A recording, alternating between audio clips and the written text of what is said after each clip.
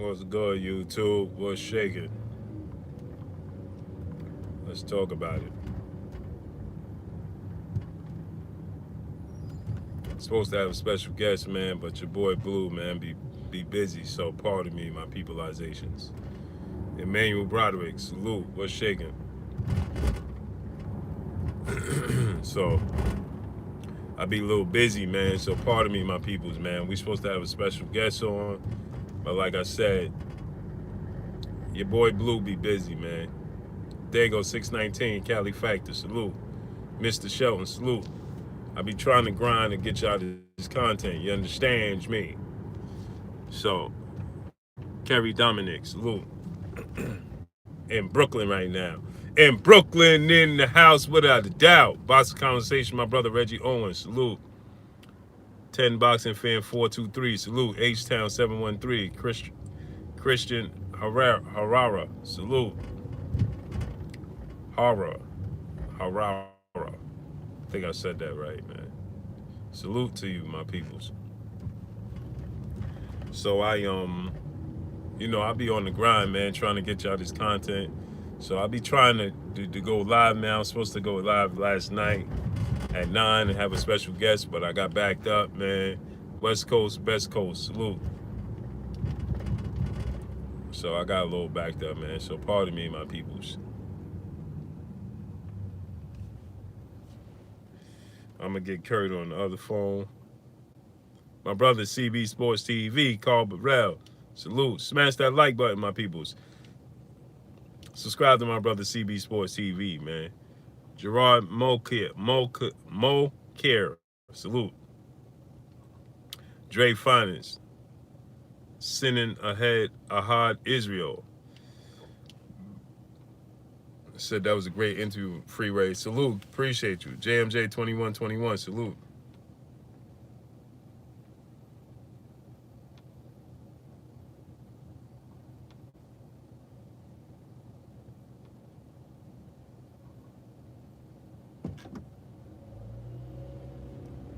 So, Jimmy O'Neal. One mouth until Fury get. Yeah.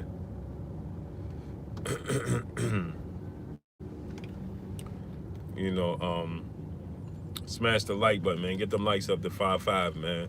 Double nickel. We got double nickel people in here. Let's get double nickel likes. Smash the like button. Get the likes up to 55, man. We got 60. Now we got 65 people. Let's get it up. TBABTMC, salute. I'm in Brooklyn, man. Y'all can hear the Moyo Soul, salute. What's shaking?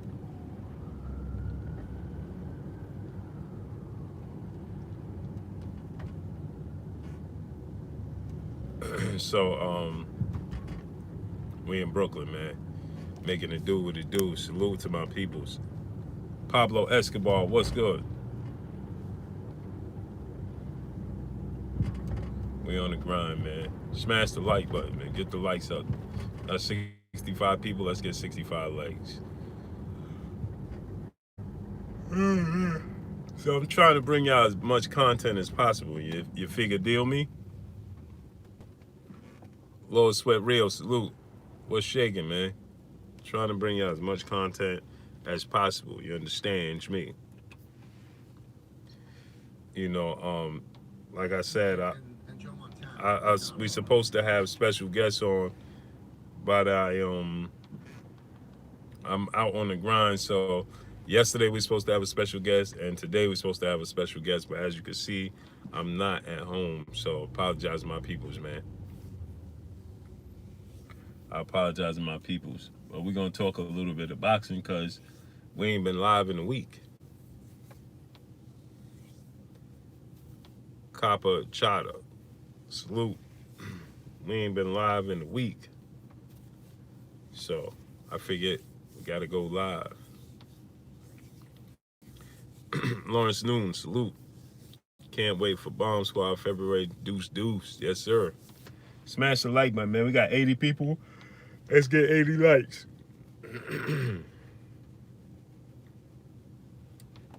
Sylvester Solomon 2011. Salute. Ronald Finkley, what's good?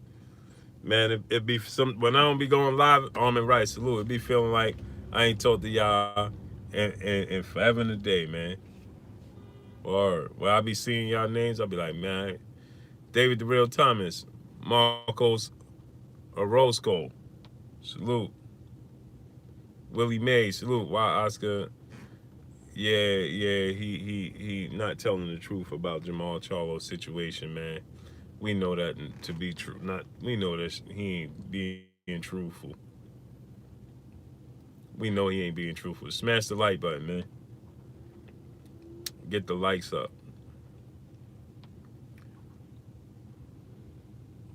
Ari Boya, salute. Hey man, I really think Tyson Fury got knocked out in that first one. I agree with you. Joshua Ellis, salute. I think Tyson Fury was knocked out in the first fight as well.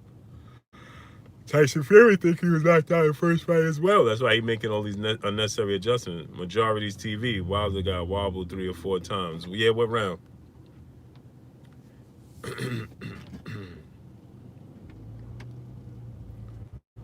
What round Wilder got wobbled 3 or 4 times? He said, Ricky Torres, salute. Ruiz is, yeah, he living good. Wilder got wobbled 3 or 4 times, backed it up.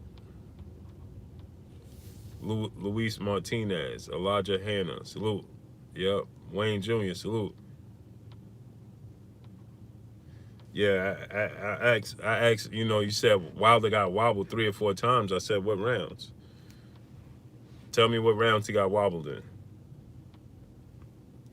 If you remember that he got wobbled 3 or 4 times, then you should remember what round he got wobbled in 3 or 4 times, because it should jump out at you. 704 Joe, salute. And yes, he got knocked out in the first fight. We all know that. Even own fans know. Yeah, they know. Lowland Prophet, salute. They're not gonna admit it, but they know. I can't recall the rounds. Rewatch the fight. You telling me to rewatch the fight? Why I gotta rewatch it? You telling me he got wobbled 3 or 4 times? And now you telling me I gotta rewatch the fight? Why I gotta rewatch it? T Drake, salute. I'm just asking you what rounds he got wobbled in. Corey the Kid, salute. Yeah, Wayne Jr. I'm nervous. Ethan Fresh 73, salute. What's shaking? If you're gonna tell me he got wobbled 3 or 4 times, then it should be embedded in your brain. Giovanni 86, salute. I didn't recall that, but if you recall that, you know what I mean? Let me know what rounds so I could go back and watch those rounds. My brother made even more. What's good? David Hyde, salute. Kerry Dominic, salute. If you feel like you got wobbled 3 or 4 rounds, then you should be able to tell me what rounds those was.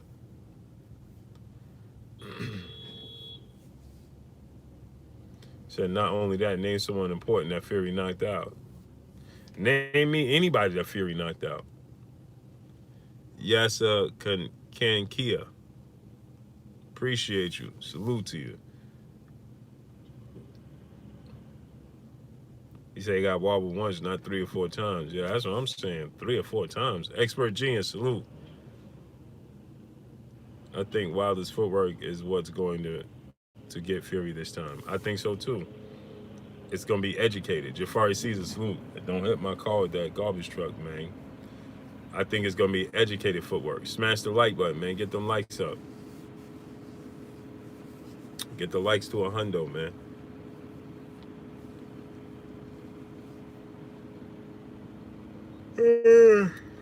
Smash the like button. Harold Jones, salute. It's evening over here, King. Man, I hate driving through Brooklyn and at this time of, as a matter of fact, I don't like driving to New York in rush hour, period. It's just ridiculous, man. It's ridiculous. Take you 2 hours to get anywhere in rush hour, man. Don Tone, salute. What's shaking with you? Which channel? Which Chanel, salute. Or channel, salute.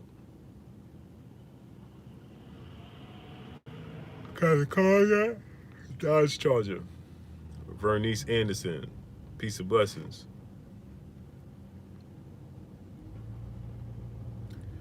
Driving through New York at this time is absolute, man.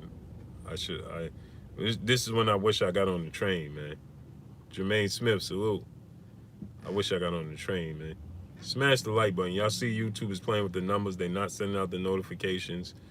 Smash the like button, man. Get the likes up. We going from 130 people to 101 people in 1 second, and then it's jumping back up to 150 and then jumping to 93. Smash the like button, man. Get the likes up.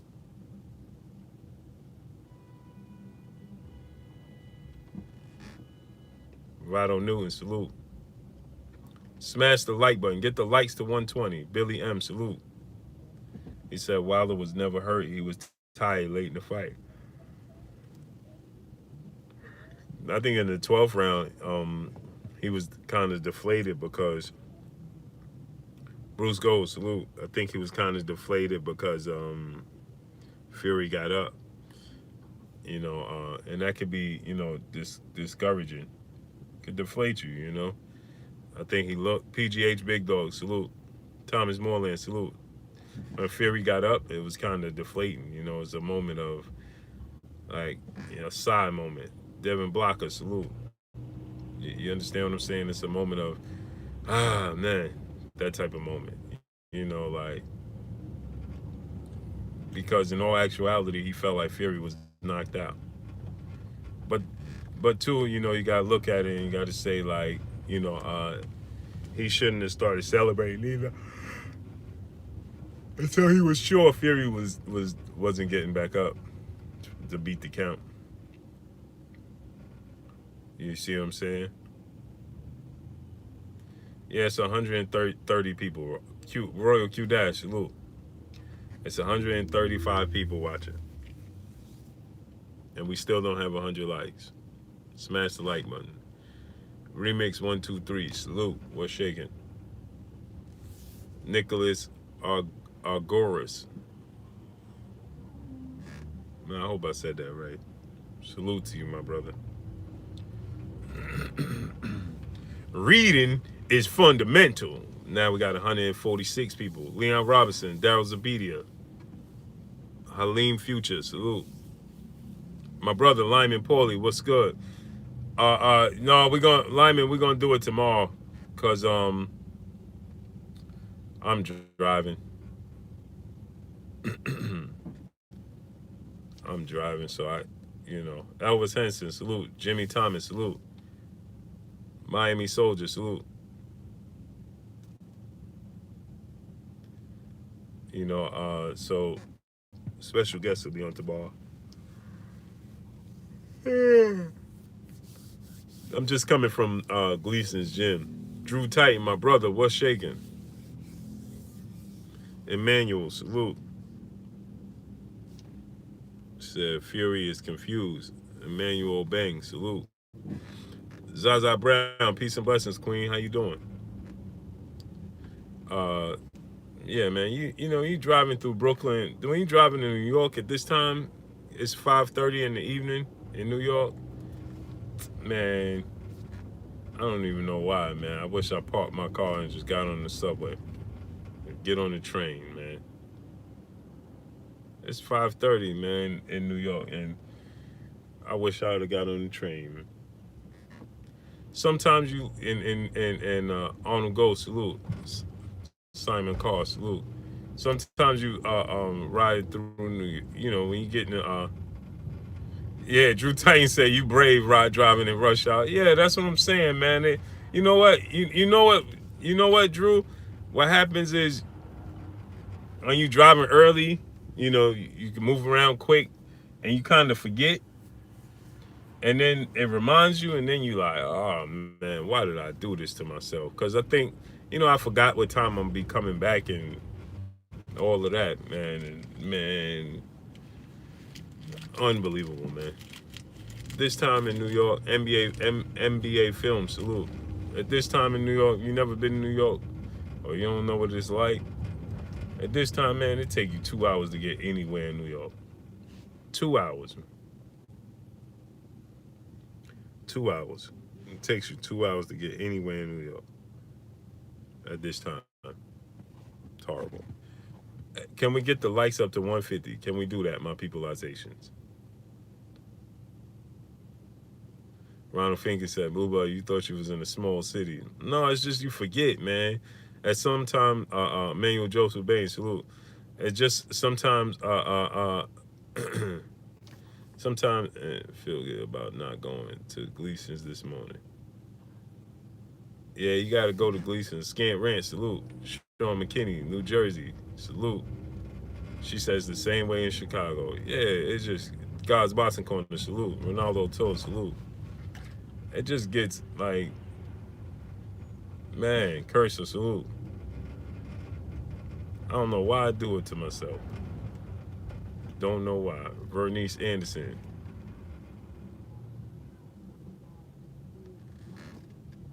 You know, you just get in New York, man. It's just like, it's real, like, it's unbelievable, man. It's unbelievable. Get the lights up to 150. Smash the like button. Get them lights up to 150, my peoples. Yeah, it's just like, you know what? Like my brother Drew Titan. It's like you forget for a second. You get in your car and you drive, and then you get that reminder and you be like, why I do it to myself? I don't know why I did it to myself, man. Smash the like button. Let's get into some boxing. We get the likes up to 150, we're going to start getting into this boxing business. Subway right there. L train. Feel like jumping on the L. You know what I mean? The L train right there. Feel like parking and getting on the L. But anyway, man, get the likes to 150 and let's get into this. Smash the like button, support the channel, donate to the channel, support the channel, man. Around the world, salute. Support and donate to the channel, smash the like button, man. Show your boy Blue love for the grind. Mastermind, salute.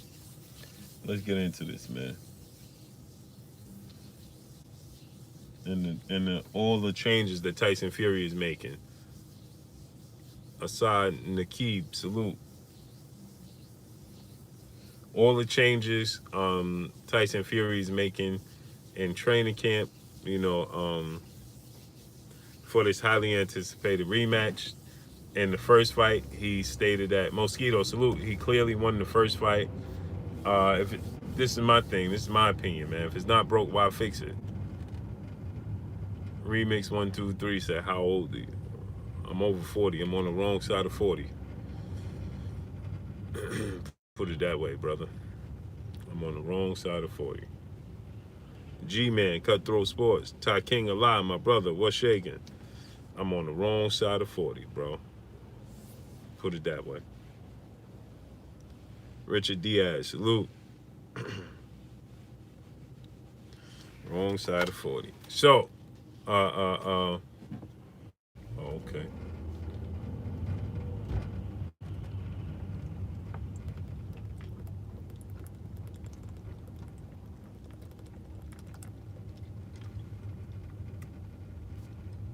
Should I get on the Jackie Robinson? On the Jackie Rob. Get on the Jackie Rob. What should I do? What should I do? What should I do? Should I jump on the Jackie Rob?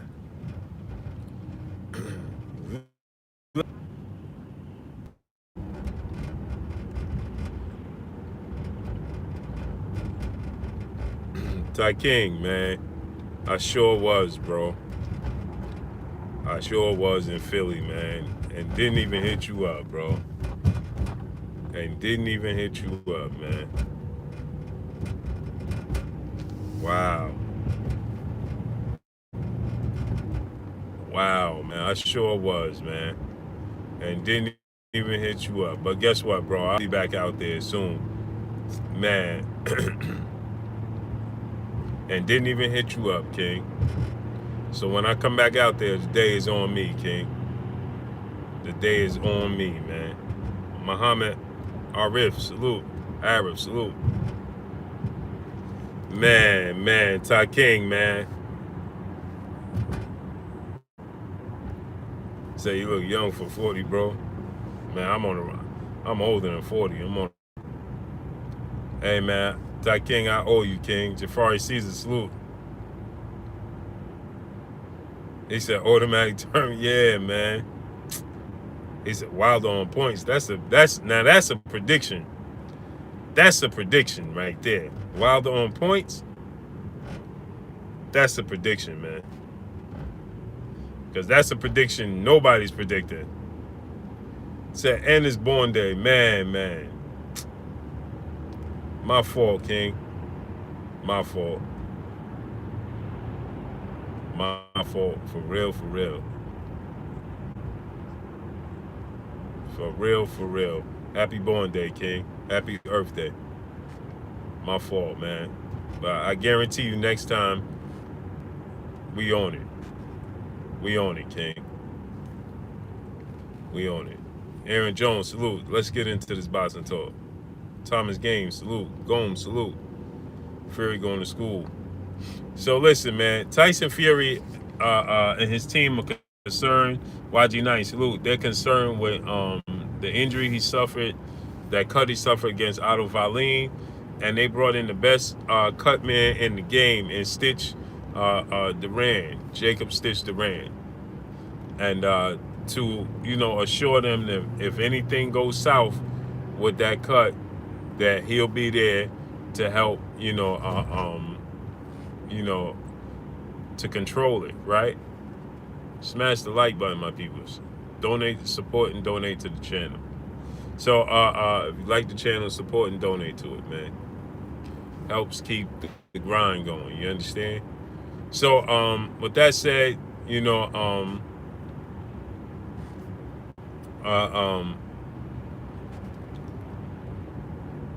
said, wifey let the cat out the bag. Yeah, I'm sure, man. Yeah, I owe you, King.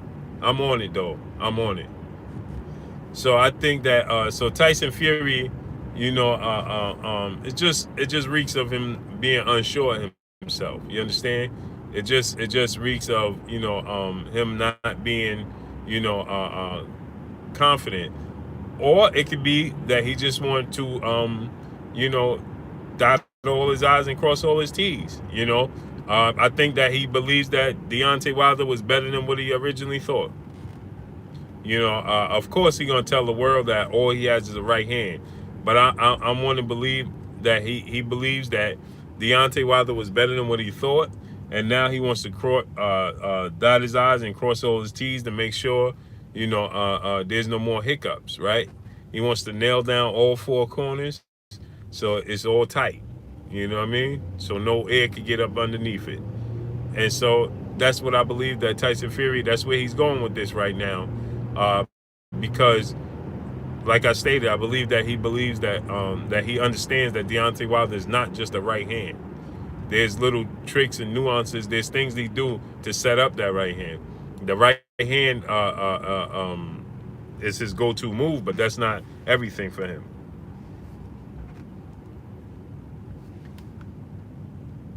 What's good with you, Kurt? Hey, Blue, what's going on with you, man? What's up? Nothing much, man. We on, man. I was at Gleason's yesterday. I got backed up at night because he changed the time again from 9, and then I got backed up. So just trying to grind, man. We on right now though. Yes, sir. Yes, sir. What's going on, chat, man? I see you in the car driving, man. Gleason's, for those who don't know, is the infamous gym in New York that all the fighters come from, and fighters from out of town, they got to fight in New York. They're training at a Gleason's gym. So Gleason's is a very famous gym. Yeah. It's boxing good salute. Man, I was just telling the people, man, I be trying to secure. I got all the special guests, man, but it's always something coming up. Always something, man. So we're gonna attempt this again tomorrow, because we definitely have the special guests, and we're just gonna attempt this tomorrow. But man, Kurt, we ain't been live in a week already. Yeah, I know. you be on the grind, man. Go to all these fights, man. Plus, you got a family life, but being around fighters since the '80s, man. They in training camp, so they may change the times. They be moody. Sometimes they don't want to be bothered. And that's understandable. Like you say, the times I ain't gonna say it is until we have them on, but we already had A-list guests on Deontay Wilder and Bill Haney, Muhammad Ali, so we're going to get some more A-list guests. Of course we had Calvin Ford on. That was a fun stream with Coach Kenny Ellis. So we're doing big things. Yeah, man. So we're gonna do big things, and once I secure some things, man, we're gonna be more consistent. But did you see that Tyson Fury, he decided to bring in Jacob Stitch Duran as his cut man, just to assure him, if anything goes south with that cut, he got one of the best cut mans, in the sport of boxing. But what you think about it? It's like Tyson Fury to me. All these changes. He says that he beat Deontay Wilder from pillar to post the first fight, and it was so easy.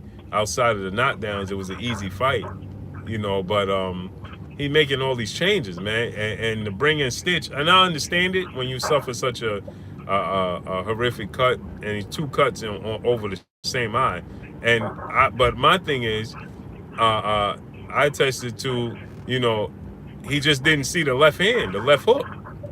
He got hit with the same punch over and over in that fight, which allowed Aldo to open up 2 cuts over his eyes. But it just seemed like he's not confident, or it could be he just, like I said, he could just be wanting to, dot his I's and cross all his T's, just nail down all 4 corners so no wind could get up underneath. But what's your thoughts on it, Kurt? Yeah, I saw that. He brought in Stitch Duran because of the cut. He changing trainers and bringing people in. It's just like, I don't know, maybe he's not as confident as he was the first fight, man. But it doesn't matter. He could bring in. He resurrect Eddie Futch and Ray Arcel and Emmanuel. Nobody can fight for him. And see, that's the thing. No matter how good your corner may be, you still, when that bell goes ding, it's just you and Deontay, and nobody can fight for you. But it seems to me he's not that confident. Now, that doesn't mean, hey, when the bell rings, Deontay got to slack off. So, but what I see, man, I see a guy who's doubting if he could beat Deontay. So, he's gonna find out real quick that this ain't the Deontay Wilder as his first fight. He's more relaxed, and he ain't gonna be overshooting his punches, which is not good for Fury, man. I just got Wilder winning the fight, but it just seems to me that Fury is like really indecisive about a lot of things going into the fight. Right, and my thing is, like, I've never seen a fighter make all these changes after you tell the world and your fans tell the world that you won the first fight easy, handily. It wasn't even close. Outside of the 2 knockdowns, and he said he made a mistake. Anybody can make a mistake and get knocked down, so why make all these changes? And now he's even changing the game plan. You won the first fight in your mind. Why would you change the game plan? Why would you say, well, and then he admitted it, Kurt. I don't know if you heard it, but he said, I'm changing the game plan because obviously it didn't work the first time because I didn't get the decision. So then you don't feel like you won the first fight. What you think about him saying that, Kurt? Yeah, he's not confident. They supposed to have fought, May, and he pulled out, even though February 22nd is upon us, I want to see him go through with the fight. I know he was limited. He just point to Wilder. That don't mean there's an automatic win because Wilder's still going to have to go out there to perform. But, I'll be shocked if Fury won this fight now. Because it's just a lot of things that he's doing. It's like he's bracing for defeat. That's what it feels like to me. Calling in people and getting different people. Sugar Hill is a good trainer, but like I said, when that bell goes ding in the first round, he's gonna have to fight. Nobody else can fight for him. You can tell him what to do. That's what a corner's for. But when he's facing Wilder, he gonna see real quick, man. This is not gonna be like the first fight. I don't see it going like that. It can, but I don't see that. And I wanted to ask you, because I never asked you about this. I want to get your opinion on it and your breakdown. With him saying he's gonna come forward and press the action against Wilder and look for the knockout. How do you think that Deontay offsets that, and is that a good game plan for Tyson Fury? Well, if Fury does that, man, then I definitely don't see him winning. Wilder offsets that by being patient and setting Fury up. The two best ways to hit somebody is when they punch it and when they coming towards you. Wilder threw a beautiful right hand that knocked out Ortiz in the second fight. That was beautiful because it was all shoulder, boom, right on the forehead. A punch like that, I could see him landing a punch like that on Fury. Wilder ring IQ is very, very underrated, so he'll make it easier for Wilder to get the KO. And we always talk about Wilder getting the KO, but that's all Wilder has to do to win the fight.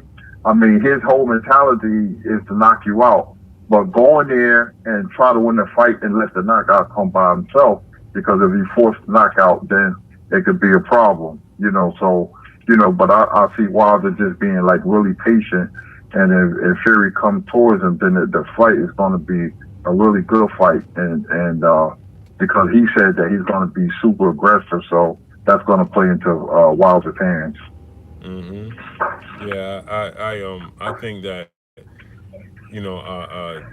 Wilder's inside game and his inside fighting is underrated. I think he don't get enough credit for it. When he knocked out Ortiz the first time, it was on the inside, and I said that, ironically enough, when Ortiz landed a big straight left hand, it was on the inside, but people don't realize that he never was able to land that punch again. So that means they fought for another 3 rounds. So that means that he made the necessary adjustments. They still fought on the inside, but Deontay made the necessary adjustment for the inside game and was able to correct the wrongs, make the adjustments, and never get hit with that punch again. That's what Floyd Mayweather did with Shane Mosley. When he made the adjustments, Shane Mosley never landed that punch again. We give Floyd Mayweather all the credit in the world for that, but people just overlook the fact that Ortiz was never able to land that punch again. And that's a testament to Deontay Wilder, because he made the necessary adjustments to not get hit with that punch again. And I don't think people understand, and they still fought on. Deontay kept him at bay and kept him, used the jab and kept him at bay, and didn't allow him on the inside. They still fought on the inside. But Ortiz just wasn't able, and we're talking about a skilled, slick, southpaw Cuban fighter that was never able to land that straight left hand. Actually, Kurt, if you want to be technical, they fought for another 3 rounds, right? And then they fought for another 7. So he went 10 rounds since he got hit with that left hand and was never hit with it again in the same manner. Am I right, Kurt? Yeah, that's true. Wilder took some punches, man, but I always thought Wilder had an underrated chin, but I was like really impressed with Wilder because he was patient. Don't be too patient because he was, Ortiz was winning the rounds, but he you're right, he didn't get hit with the same punch. And I don't like fighters who get hit with the same punch over and over again, and they may win the fight. Wilder was just waiting for the right time, man, and he lowered the boom on him. So that showed me a lot. So Ortiz looked good that fight, despite his age. Very tricky southpaw. It's not easy to beat a guy, especially knock him out 2 times like Wilder did. It's not easy. It's not easy to beat a guy like that, man, who's very tricky and knows a lot of no tricks in the ring, man, and has that pedigree, man. So, that was impressive. I want to see other heavyweights do that, what Wilder did. Yep. And that's the thing, Kurt, is we sometimes people are so hung up on the he gets wild, he's not so technical. They get so hung up on those things that it overshadows the other little things he does outside of having stifling power. There's little tricks. He set up that knockout with Ortiz. He blinded him with the left hand and then came right behind it with the straight right. Boom! On his forehead. And so it's like, he just don't get enough credit. Nobody talks about the way he set that right hand up. Everybody talks about just the fact that he hit him with one punch. Avery Apendo, salute. Who else we got in the building? Dale McElwain, salute. Trey Robb, Eastside, salute. Jordan Green, salute. Vladimir's dad, salute. What else we got? John Bambapa, salute. We got a lot of people. I Serve 88, Freaky League Productions, salute. Listen, 7 Trails, salute. Do me a favor, my people. Smash the like button. Get the likes up to 200. Support and donate to the channel, man. Y'all like the channel, man. Support to the channel. Donate to the channel. Show love, man. Helps with the things we getting ready to do, man, on the channel. So support the channel. But anyway, Kurt, it's just like people just don't pay that, don't pay enough homage to the little tricks and nuances, the things he do. Chris Howard, salute on the inside. You know what I mean, Kurt?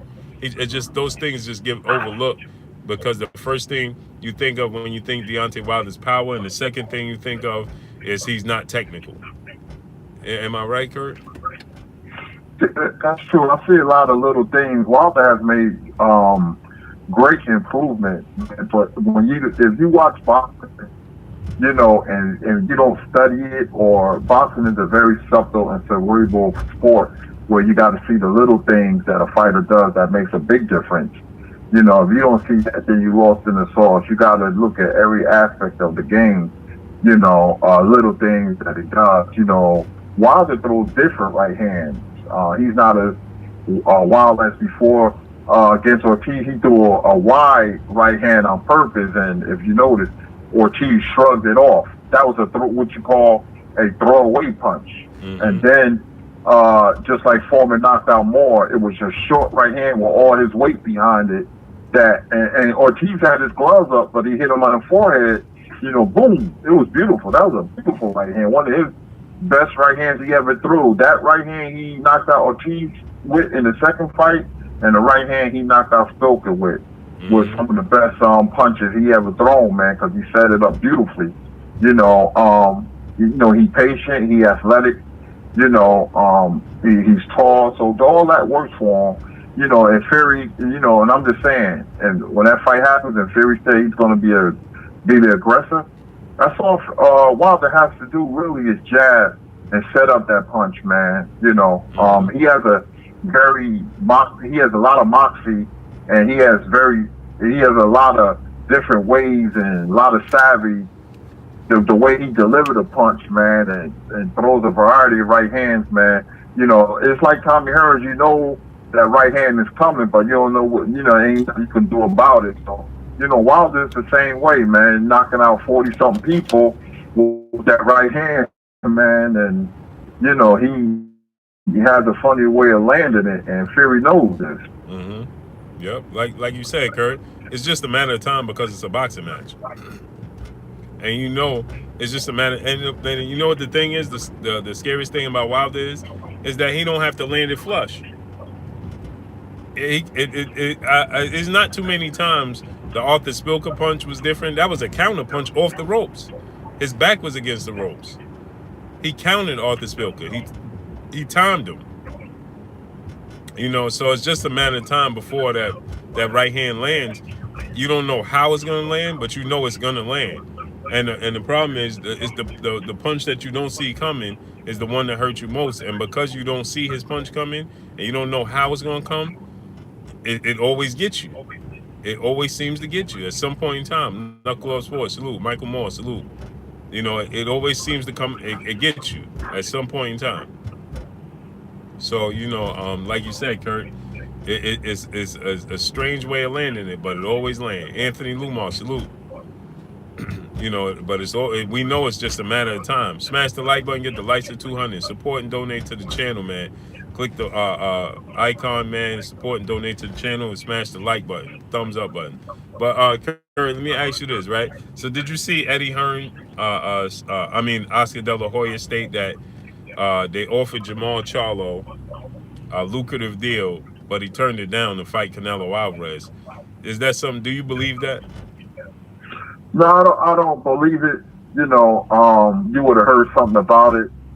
I just don't believe nothing Oscar says, man. You know, I want to know how much, and no, because he says it. You know, we offer him a deal, and you would have heard something. I mean, I didn't hear anything. My sources didn't tell me anything on the inside, so I don't believe what Oscar says, man. He always says something that's not true anyway.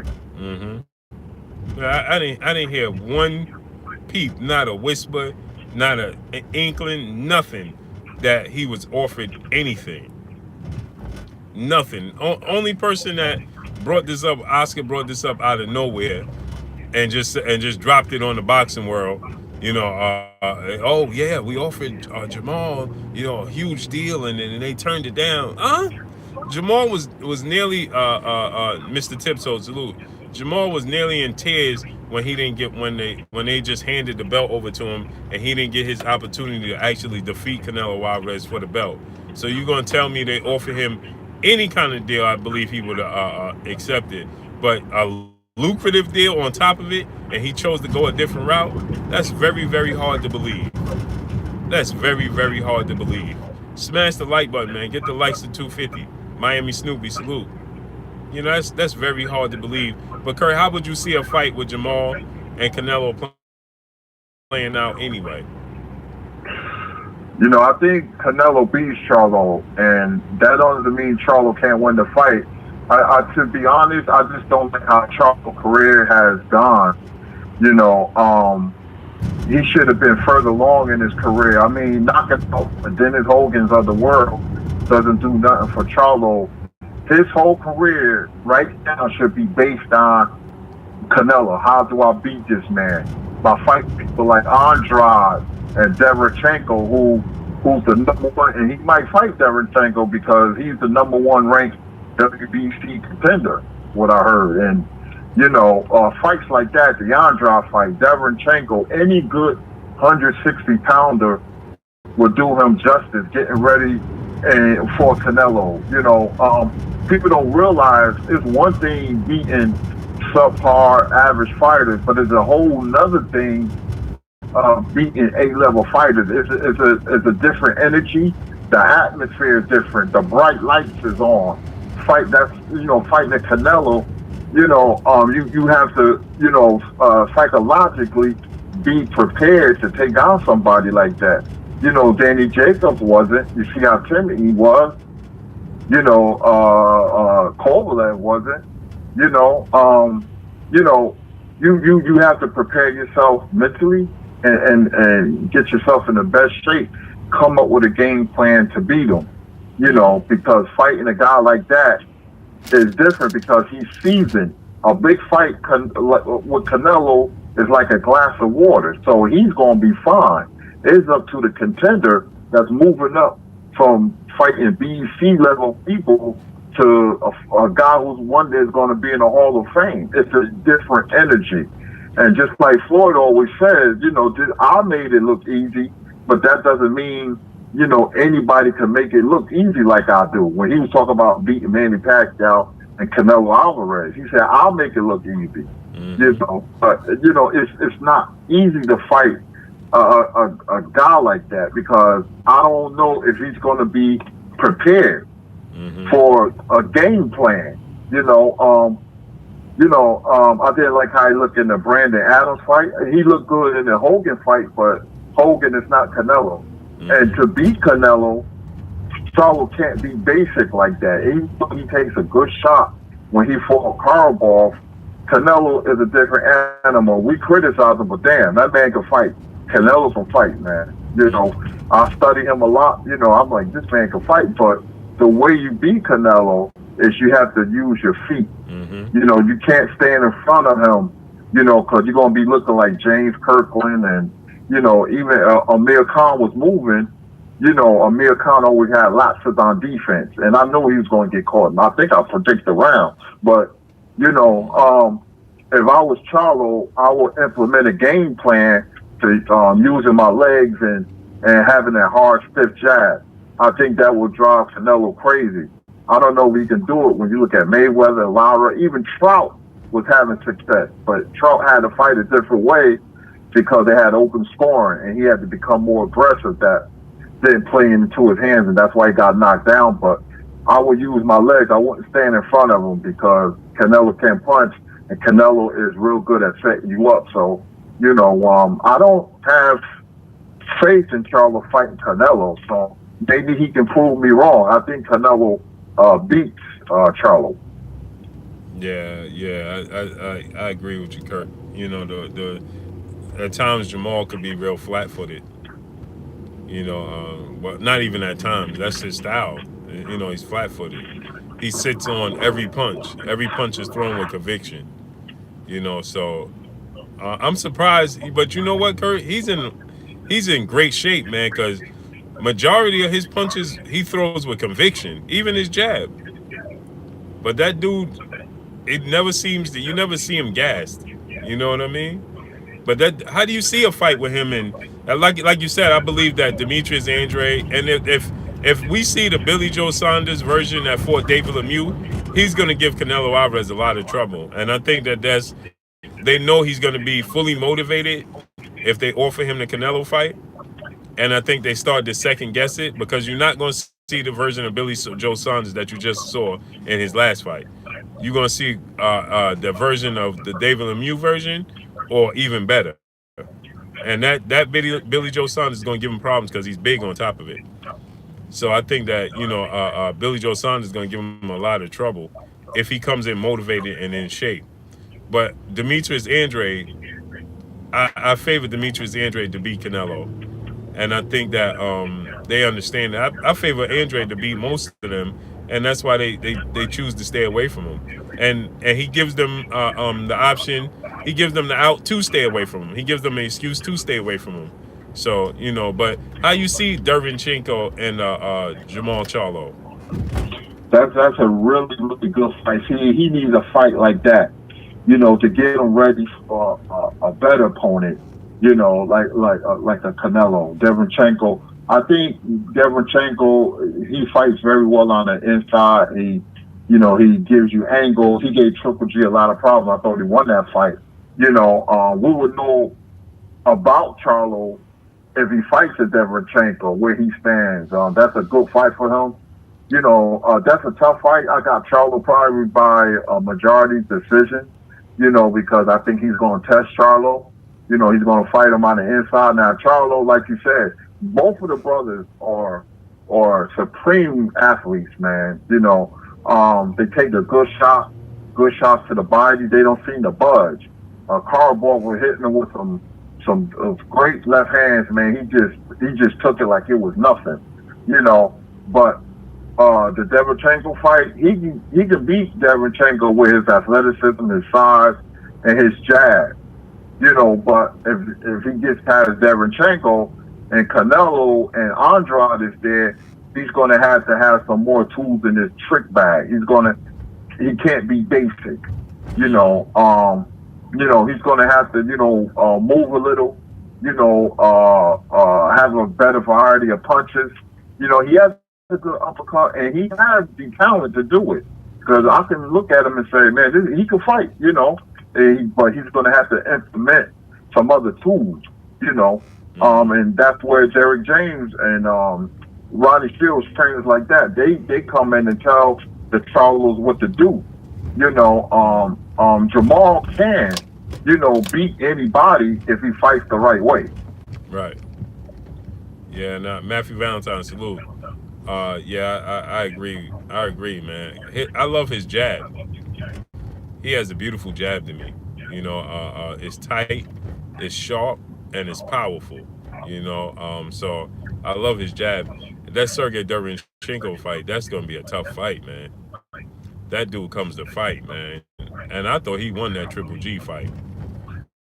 I, A better chance beating him mentally than physically. When I say mentally, use your ring IQ. Because more fighters who won a fight they wasn't supposed to, they outsmarted their opponent. It's being C-level fighters you can beat physically. A level fighters you beat them, with your smarts mentally, and that's what Charlo has to do with Canelo. But I want to see him fight Derevyanchenko, then Andrade, and then Canelo. I think that will really improve his chances. hmm Yeah, I agree. I think Andre has the best chance to beat all of them though. And come out unscathed. Unscathed. Jupiter the Beast, salute. And come out unscathed against the 160 pounders. I think he just has the style. Carl Brown, salute. To offset. He can make. And you're right. And I'm gonna throw this in here. See, because I thought about that Charlo, his career and him fighting Canelo. See, that's the big fight. His career is going to be based on his fight. That's why I keep bringing it up. See, Canelo is dangerous. It has nothing to do with his power, and I'm gonna tell you why he's dangerous. He fought Mayweather, right, and he lost. He lost the battle, but he really won the war because he didn't have to worry about Mayweather because Mayweather retired and there's no Floyd Mayweathers, around. You got people who have certain styles that can give them problems, like Charlo, Andrade, and Billy Joe Sanders, because people don't realize how big Billy Joe Sanders is. Plus, he could move. I love his footwork. But he wasn't motivated his last fight. Mm-hmm. He really wasn't. Right. Not making an excuse, but Billy Joe has the style to beat Canelo. But Canelo's dangerous because he learned from the Mayweather fight. He got taught a lesson. He was taught by Mayweather. And he learned from that fight so much that he changed his style. He started fighting more like an American fighter. I've seen some James Toney in there. And look at him when he fought GGG in the first fight. Then the second fight, he totally changed. He became aggressive. He was hitting GGG with the left hook to the body. So he really did himself a service by changing his style. He fights more of like an American style, black style now. But he's still aggressive. He'll mix it up when he needs to be aggressive. It's Mexican style, but when he can box too.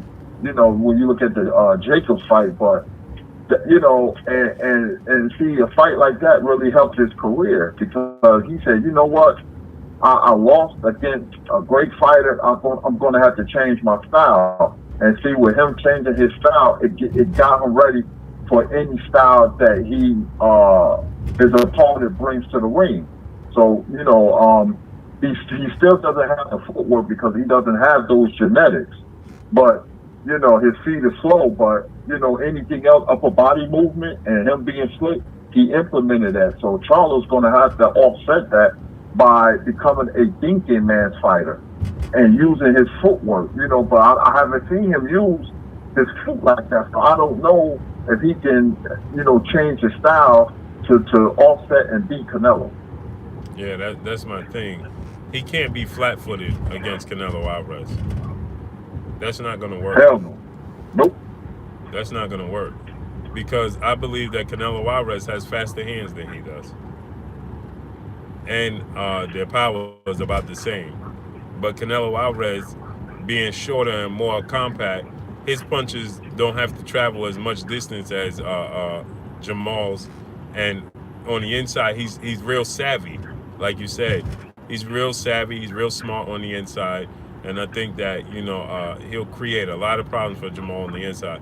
While Korobov created a lot of problems for Jamal on the inside. But it seems like, you know what I'm thinking, the route that they're possibly going to go, Kurt? Chris Eubanks.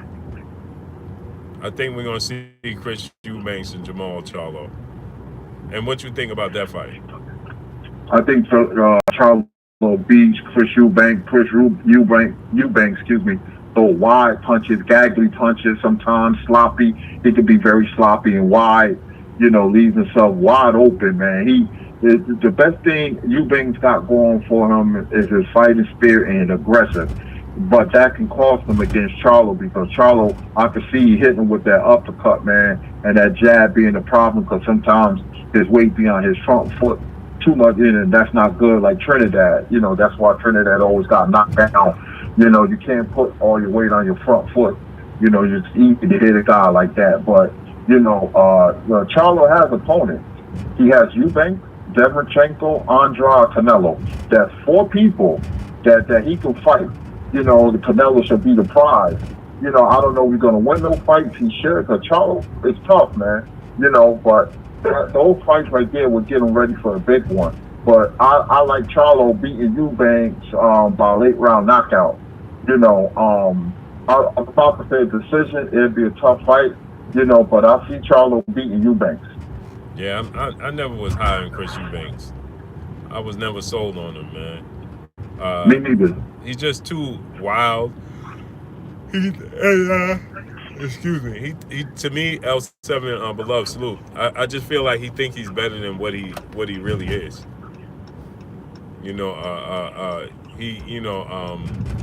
The picture, and granted, he's supposed to be confident in himself. He's supposed to believe that he's the best.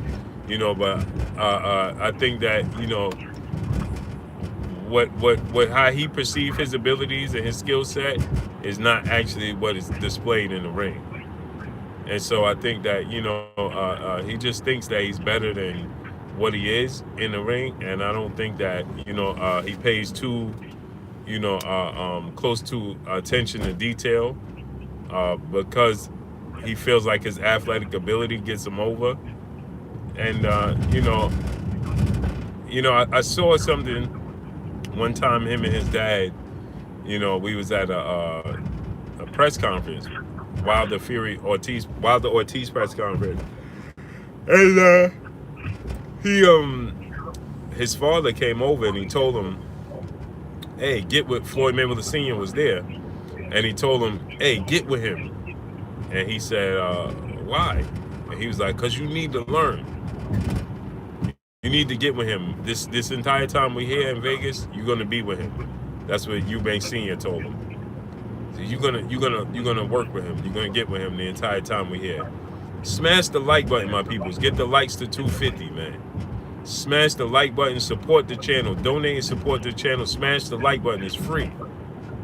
Not gonna donate to the channel. Not gonna support to it. Smash the like button. It's free. So yeah, Curry, that's what he told him. So I just believe that he's very, very high on his abilities, but it just doesn't translate in the ring. We don't see it. We see a guy that's very, very, like you said, he can be very, very sloppy. And he's very, very unorthodox at times. I just don't see it. And like you said, Jamal Charlo is far more disciplined. He has better technique.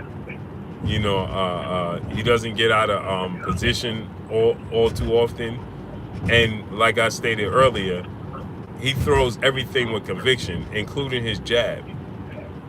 It's authoritative. And so when Chris Eubanks makes a mistake, Jamal is going to make him pay drastically. For every little mistake he makes, he's going to pay for it heavily. So I don't really see Chris Eubanks being able to beat any of those guys. He already lost to Billy Joe Saunders. I definitely think Canelo knocks him out. I don't believe that he could beat, Derevyanchenko. Too much power. He can't beat Gennady Golovkin. I don't see any of those guys that Chris Eubanks could beat. I just don't see it. How do you see him matching up with the rest of the field, Kurt? Well, his technique is sloppy, man. And like you said, he thinks he's better than what he really is, man, and he's not. You know, I've seen him fight a bunch of times, and man, I was never impressed. You know, he gets beat by all those guys, man. They really do. You know, he gets beat. You know, he might get knocked out. Against Charlo, he gets outboxed. Against Andrade, he gets outboxed against Billy Joe Saunders. He gets, beaten by Triple G. Even though Triple G is past his prime, I just don't believe. And Eubanks. Yeah. And Triple G is still technical with power. So and Chris Eubank gonna make a mistake. They all will capitalize on his mistake. So as soon as he makes a mistake, they're gonna capitalize on it. So I just can't see it, man. I'm hard pressed to see it. Smash the like button, get the likes to 250. I'm hard pressed to see him defeating any of those guys. I thought he was gonna lose actually that fight with Karbov if Karbov didn't get injured. I thought Karbov was gonna win that fight. Did you, Kurt? Yeah, the way it looks, man, I just knew it was going to be a hard time when he looked at that TV and he was preparing for his fight and his brother lost. I said, uh-oh, because they're very emotional. And he came out and, it just seemed like his concentration wasn't there. He wasn't there mentally. Physically he was, but not mentally. And I was like, man, he may lose. He may take a L tonight. Because them straight left hands was landing over and over again. And Charlo ate him. I was surprised that he took those punches, But see, in boxing, you need tough fights, man. It just gets you better. You're honing your skills when you fight these guys. You may take a loss here and there, but, you become just better, automatically, man. All your skills that you put on display comes out, man. Fighting for competition, it doesn't do anything for you, and that's wrong with these fighters today. Boxing is about levels. And when you fight tough competition, it shows. Even though you may be past your prime. When you look at fighters like Manny Pacquiao, who's still dangerous. I don't care if you fighting Spence or Crawford or whatever. Not guaranteed they're going to win because he done fought the best. And, he maximized his skills. He's an all-time great. That's what it does, man. It just gets you prepared mentally and physically to take on the biggest and best challengers in the boxing ring. And that's what boxing is all about. But when you have a guy who has skill and he doesn't fight nobody, he's just at a standstill. And you don't know how good he is. And then he gets in the ring with the A-level fighter. We all said, man, I thought he was better than this. I bet you everybody was saying that when J-Rock got knocked out by Rosario. I thought J-Rock was better than, it happens. That's how boxing is, man. And, so I'm hoping Charlo fight tough competition because if he does get a call from Golden Boy, he's not going to be ready for Canelo because he hasn't fought on that level. And they talking about, I was actually talking about Karbov and Eubanks. But they're mentioning the fact that Canelo could possibly, and this is another thing I want to ask you, Kirk, because it just seems like the tough competition, Canelo just avoids it. They're talking about there's a possibility of Canelo fighting Moran instead of fighting Billy Joe Saunders. I just like, it's like they just make up guys for Canelo Alvarez to fight. Nobody wants to see Canelo Alvarez versus Moran. Nobody. That's not a fight that the boxing public is calling for. But yet you still have his fans coming out and saying, see, he's the face of boxing. It doesn't matter who he fight, they'll tell you he's the face of boxing. I never understand this, right? You are the customer. You are the consumer. That's like you going to buy sneakers and they tell you, well, you wear size 10, but they tell you we got a size 9, and you say, well, I wear 10, and they say we're going to give you a size 9. You're going to wear this size 9 with your feet hurting, and you still going to pay full price for it. And you happy to be walking around with your feet hurting because you got the brand of sneakers you want. You just didn't get the size that you want. So you happy walking around with sneakers that's hurting your feet. I don't understand that. It just baffles me every single time I think about it. Every single time I think about it, it's like we don't get it. As the fans don't get it. They so caught up, Kurt, with trying to say, oh, this person don't like my fighter, or this person don't like this fighter. What are we talking about, man? You are the consumer. You are not a fighter. You are not in his corner. You don't hang out with him. You are a fan of the fighter. You support him for the lifestyle that he lives. It's because of you. And yet you don't get it. You so hung up on trying to tell somebody else that they just don't like your favorite fighter that you missed the point. You're missing the boat. They are not, Canelo Alvarez is not giving you the fight you want to see. And if Canelo versus Morant is a fight you want to see, then that tells me everything I need to know about the fan. You don't believe in Canelo Alvarez. What you think about that, Kurt? Even though I like Canelo as a fighter, but he's not above criticism because he wants all the advantages. He's going to beat Murata. He's going to murder Murata. Murata doesn't have a chance in hell. If he fights Ryan Murata, Ryota Murata, or Callum Smith, he's going to slaughter those guys. I wanted to see him fight Sanders, Andrade, or Charlo. But it seems like, he wants the advantages of certain fighters that he know he can beat. When he'll fight people like Liam Smith and Rocky Fielding, I mean, come on, man. I hold that against him. I knew James Kirkland was going to get slaughtered. I knew Mayor Khan was going to get slaughtered. He didn't beat Miguel Cotto like he did for Miguel Cotto. So he has some pros in his career, and he has some cons. He has a lot of cons. That's why people, rally against him. I don't want to see those.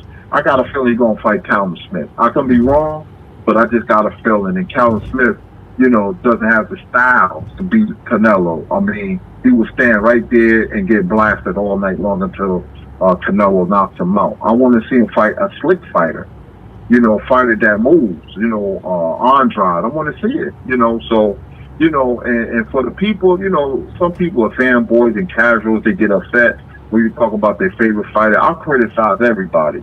I'm fair. I go by what I see. That's the only thing I can do, but, like I said, no fighter, I don't care who it is above criticism. Right. Spence being drunk, crashing his car, that's his fault. Because now Pacquiao and Danny Garcia has become very aggressive, because what they see, they smell blood. They didn't mention Terrence Crawford. Terrence Crawford, to fight Sean Porter, he doesn't want to. Out of all of them right now, I'm a bigger Sean Porter fan than everybody because even though he lost the last fight, he showed me a lot. I don't want to go off the subject, but it just intertwines with everything. Mm-hmm. You're right. You're right, Kurt. Sean Porter's willing to give. See, that he's a fan's dream. But yet the fans, I don't get it. The reason he lost is because he takes on everybody.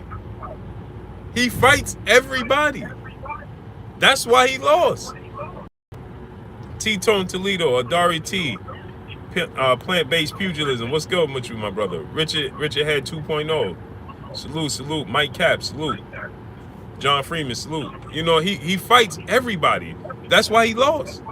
The other fighters are taking it safe, so their record stays intact. I don't get it. How could you, Morant, how could you be satisfied with that? How?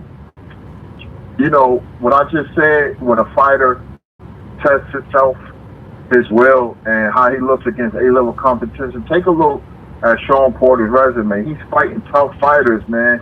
And people thought he was ducking Earl Spence. He wound up fighting him, and he was giving Earl work. Just take a look at his resume. He fought everybody. And he's not the most gifted fighter, but what makes him better than what he really is the competition. This is what I'm talking about.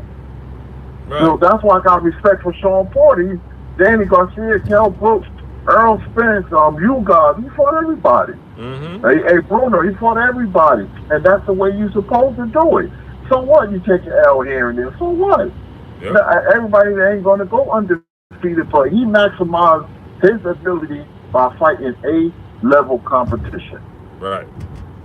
And today, Jared Hurd said that he believes that Canelo has the best resume.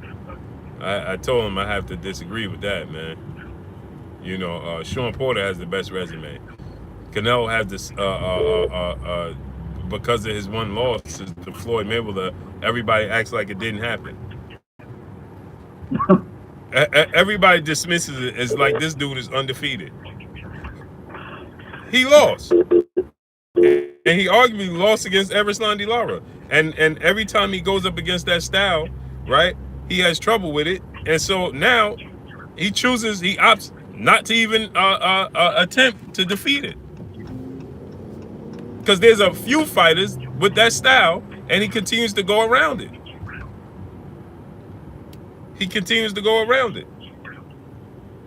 So, you know, that's what. Go ahead, Kurt. No, I was going to say that's what I don't like with Canelo, because I noticed that. You know, I want to see how it pans out in that scenario with Andrade and Charlo. It just looks fishy, like he doesn't want to have nothing to do with him, man. I'll be like, you know, damn, Canelo's a fighter, but is it really true? I give him the benefit of the doubt, but the way it looks, you know, looking in, man, we don't want Billy Joe Sanders, and I heard it was fake news, and we don't want Andrade, he's boring and stuff. You just want somebody that's going to stand there and make them look good. I could see that too, you know. So, you know, that's what I'm going to go by, man, but I want to see him fight a mover. Right. You know, somebody that can use their footwork and neutralize his offense and how he's going to respond. Right. You know, that's how you know if he learned anything, which he made improvement, but, you know, I don't know. Right. I got to see it. It's pure speculation. Right. It's just like on Sunday, I was going to call on the show, on the OG show, you know, when Blood was saying that, you know, and salute to my brother Blood, and Cali, they're saying that Floyd avoided certain style fighters. He only fought flat-footed fighters. That's not true. And people say like, oh, Floyd avoided black fighters. No, he didn't. This is my question when people say that. What black fighters, like Blood said, he fought Victor Ortiz. He was looking to fight Andre Berto. That's not his fault Andre Berto lost. Andre Berto was the athletic black fighter that everybody thought could beat Floyd Mayweather. That fight was already set in stone. Andre Berto lost to Victor Ortiz. That's not Floyd Mayweather's fault. Remember, Kurt, before he lost to Victor Ortiz, Andre Berto was supposed to fight Shane Mosley. Floyd Mayweather was going to fight the winner of Andre Berto, Shane Mosley. But they had the earthquakes in Haiti. Andre Berto pulled out of the fight to help the people in Haiti. Shane Mosley went on to fight Margarito, dominated him. Floyd Mayweather fought him. Andre Berto still went on to fight Ortiz then and lost. So this is what I ask people. What black fighters did he avoid? The only name people continue to bring up is Keith Thurman. Keith Thurman at the time, right? Okay, that's equivalent to right now, people saying that Terrence Crawford and Errol Spence need to fight Jaron Ennis right now. Nobody's calling for Errol Spence and Terrence Crawford to fight Jaron Ennis right now, and Floyd Mayweather was a much bigger what do you want to say, icon in the sport or whatever, commodity in the sport, than Floyd Mayweather. He was huge. So what? I don't understand what black fighters did he avoid in his career, because When he was in the low weight classes, he called out Shane Mosley when he was at the height of his career. Shane Mosley said he had a toothache, had to get his tooth fixed and all of this nonsense. Shane Mosley directed him to fight Margarito. Now, we can't say, I hear people say that he ducked Antonio Margarito, but Antonio Margarito, you can't get more flat-footed and slow than Antonio Margarito. So, yeah, he would have dominated Antonio Margarito. It would have been worse than Corrales. Yep. That was about money. You know, they said $8 million before. He said, I'm fighting. So what's that Argentina dude that beat Judah? The strong dude. Carlos Bolderman. Thank you. Carlos Bolderman. He got $8 million to fight him. Right. So Floyd said, put up more money and I'll fight Margarito. I'm getting $8 million to fight Bolderman. And then when Floyd don't fight somebody, they call it tough. Right. Floyd didn't get Floyd to lose because they put him in tough at an early age. People were saying it was too early for him to fight Gennaro Hernandez. You know, Gennaro Hernandez was like 41-1. You know, needed him. And then people like Victoriano Soto was tough. And Carlos Hernandez, he broke hand in that fight. Jesus Chavez, Henry Bruxelles, those was like tough pros. And he beat all of them. Right. And stuff. And when he became a star, Shane Mosley ain't want to have nothing to do with Floyd because Oscar was the bigger star. So, Mosley moved up. He said, forget Floyd, I'm going for where the money is, and I'm going to knock the king off, which was De La Hoya, who was running boxing at that time. And stuff. Ain't nobody want to fight Floyd. Casamayor didn't want to fight Floyd. Nope. Nobody. But you have a lot of black fighters in that division. So when Floyd moved up in the welterweight division, they was like, he should fight Paul Williams. He should fight Winky Wright. He couldn't fight all those fighters. Anyway, when Floyd became a welterweight, he looked at boxing as a business. So he was targeting Hispanic fighters on a holiday to maximize his dollars. That's what Floyd did. Right. And here's another thing. See, because people don't realize this. Go look at my interview with Paul Williams. I talked to Paul Williams. I asked Paul Williams about that. And Paul Williams said out his own mouth, it was a neutral thing. We wasn't in a rush to fight each other. He said I was bouncing around in my weight class. I was going up and down in weight. He said there was other fights at 47. I had so much respect for Floyd. We was not in a rush to fight each other. And we never had the right timing. That's exactly what Paul Williams had to say. So when people say these things that Floyd ducked Paul Williams, no, he did not. And when Shane Mosley, everybody just wanted to throw him in there with Winky Wright because Shane Mosley jumped up all those weight classes and lost to Winky Wright. Then everybody said, well, Floyd need to go up there and fight him. But again, Kurt, Winky Wright is flat-footed. Paul Williams is flat-footed. What is the difference between Winky Wright, Paul Williams, and Antonio Margarito? They just try to get Floyd to lose. So when they said that Floyd avoided this fight and that fighter, you know, they just saying that because they wanted to see him lose. So they said they bring up certain fighters that Floyd wanted to beat him, but you know Floyd came up rough and tough, man. You know, they tried to get Floyd to lose early in his career by putting him in tough. Like I say, he just got better and better and better, and nobody was able to beat him. You know, that's all that is. And when he became a welterweight, you know, he was targeting certain fighters on a holiday, you know, and to maximize his dollar, and that's what he did. Right. Sometimes, man, when you play the game and the game don't play you, people get upset. And I don't like Floyd with the things he said about Ali and all that. He said a lot of stuff I don't like, but as a fighter, I got a lot of respect for him because he played the game the right way. If you become a star, you try your best to maximize your dollar. You know, before you become a star, you maximize your skill. And he did both of those things to the T, and it worked out for him. Right. And another thing, Kurt, people don't realize, right? People don't realize this. Floyd Mayweather was calling these guys out for so long. He called out Prince. He called out Mosley. He called out De La Hoya. He called out Casamayor. He called out Morales. All these guys in their prime, and they did not want to fight him. It was nothing he could do. So when he got in a position of power, then he said, now I got the ball. Now y'all gonna play by my rules. Since nobody wanted to let me play. He tried to call out, remember this, I know you know this, Kurt. How long he was trying to fight Miguel Cotto? For years, man. I can't tell you particular, but for years. Cotto used to be at the fight when he fought Toro Gaddy. He was there in Atlantic City. You know, he tried to fight a lot of people, man, but they wasn't checking for Floyd like that, because Floyd at that time was high risk, low reward. Right. And Jermaine Petrie continues to say Paul Williams.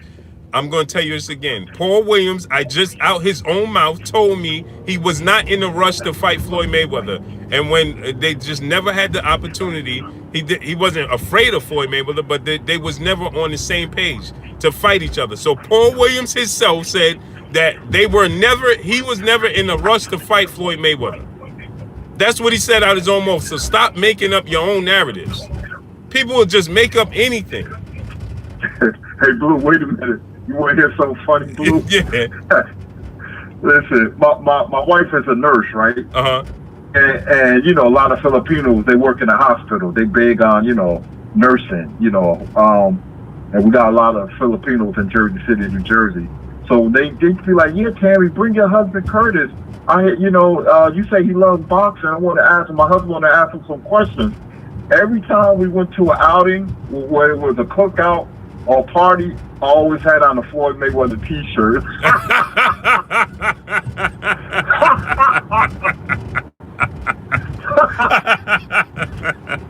I got a lot of them too. It's amazing, man. Like, it's one thing, Kurt. Listen, you don't have to like what he do outside the ring.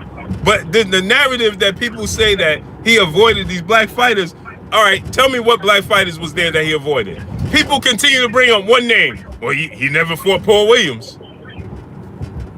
Who else did he avoid? Where's these black fighters that he avoided? Now he's saying Pacquiao wasn't in his prime. Man, go ahead with yourself, brother. Go ahead with yourself, man. And Paul Williams couldn't beat him anyway. He would have beat Paul Williams anyway. He would have beat Paul Williams anyway. And the only reason people start throwing out Paul Williams is because of Paul Williams' fight with Margarito. And because people were saying back then, remember this, Kurt? People were saying that Floyd was avoiding Margarito. So when Paul Williams fought Margarito and beat Margarito, then everybody started saying, well, Floyd need to fight Paul Williams now. That's where that came from. People don't even know. Most people don't even know where that narrative even came from. Listen to this, Kurt. Jermaine Petrie said, Pacquiao was knocked out by Marquez before the Floyd fight. Newsflash, brother. Pacquiao was knocked out twice before he beat Cotto or any of those other guys, before he beat De La Hoya or any of those other guys. So what are you talking about? He was knocked out when he lost to Floyd. He was also knocked out before he beat Miguel Cotto, Oscar De La Hoya, Ricky Hatton, Marquez, and whoever else you could throw in there. Newsflash. He was knocked out twice already. And he was dominated by Eric Morales. Remember that fight, Kurt? Yes, sir. Pacquiao got with 7 losses, been knocked out 3 times. You know, his fan base act like it didn't happen. He lost to Morales. Mayweather would have beat the hell out of Morales because, you know, you have to have a certain style to beat Floyd. You know, hey, listen, I've been studying Floyd for years.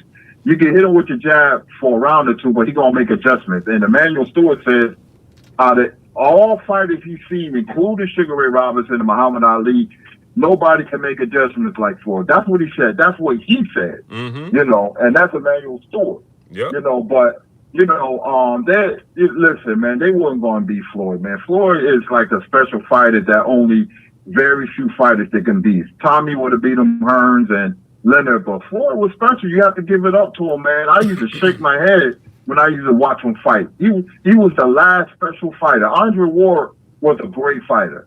But Mayweather was a special fighter. And I'm talking about Mayweather when he was 130 to 140 pounds. Look what he did to Gatti. He was so great. You know, I was like, that fight, I was like, look at his reflexes, man. And you know, I used to go on Mexican restaurants and bet money. And I won a lot of money on Floyd, man. I got to keep it real with you. Right. I won a lot of money. Yeah. I won a lot of money on Floyd. God damn. I cleaned up. Yeah. It amazes me. Like, you don't have to like this dude outside the ring. But to say he avoided this fight, like, stop it. He didn't avoid no fights. And and the two names that people bring up is Paul Williams and Keith Thurman. Consistently. Because it's been drilled in your head over and over that he ducked these fighters. That's why people continue to bring these names up. Oh, he ducked Paul Williams. He ducked Paul Williams. No, he didn't. And by the time Keith Thurman came on the scene, this is a testament to just how great he is. I'm gonna show people just how great he is. By the time Keith Thurman came on the scene, people saying that he was ducking Keith Thurman. When he fought Canelo Alvarez, Kurt, he was 38 years old. 37 to 38 years old. 36. 36. And he dominated him.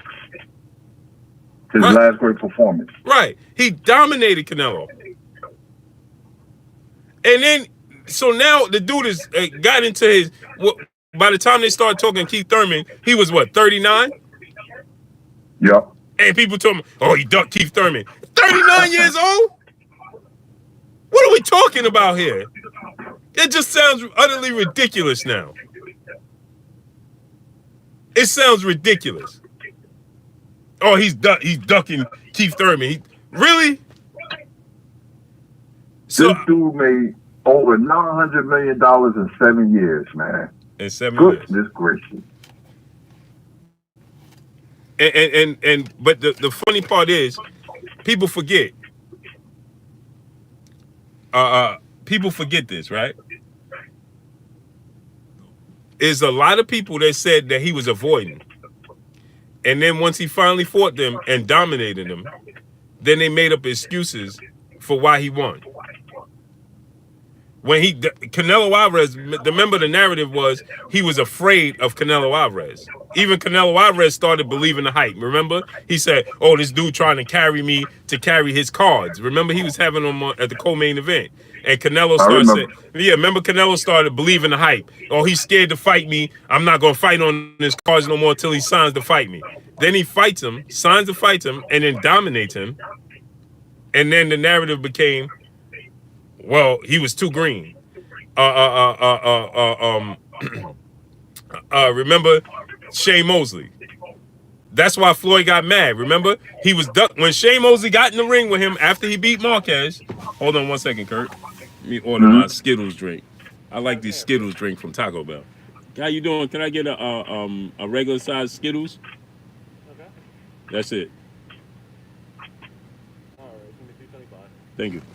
Remember when Shane Mosley got in the ring after he beat Marquez? Everybody said, oh, he ain't gonna fight Shane. Remember that, Kurt? He ain't gonna fight Shane. He's scared of Shane. He ain't gonna fight Shane. That's a black fighter with athletic ability. He ain't gonna fight Shane. He ain't gonna fight Shane. He fought Shane the next fight.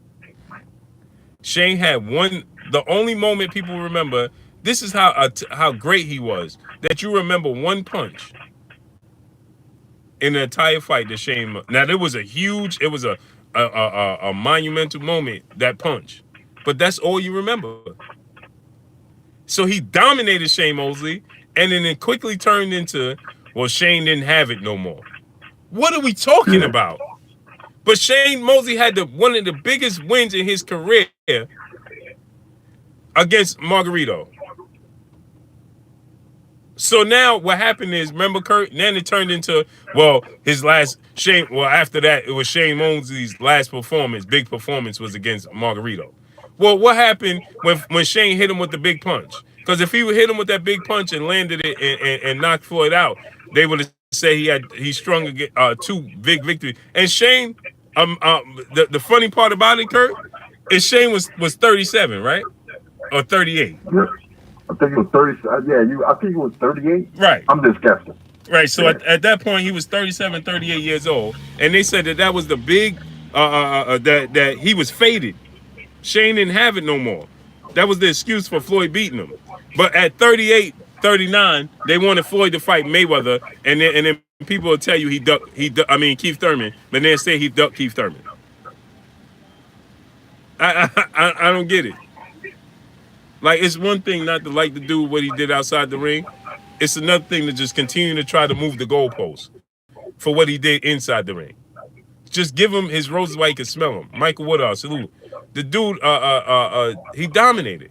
Period. Mr. Finesse, salute. He dominated the sport in his time. Elvis Henson, salute. That's what he did. He dominated the sport in his time. That's it. Jermaine Hood, salute. Just like to say he. The worst thing I don't like is when the people say, "Well, he ducked all these African American fighters." Huh? So and I'm curious to know, outside of Paul Williams, because we heard that name 1,000 times already. So outside of Paul Williams, Kurt, and you're a historian in this sport, and so is my brother Blood. And when Blood said that, I was disappointed when he said that, because I'm like, Blood, you know better than that. Because there is no what other black fighters, what other African American fighters was around at that time when Floyd was dominating? Not many. Yeah, to say that he was only fighting guys that was tailor-made for his style. Who was there? But you know what, Flo? He was fighting people that was coming off big wins. Right. Career wins, Kurt. Yep. Career wins.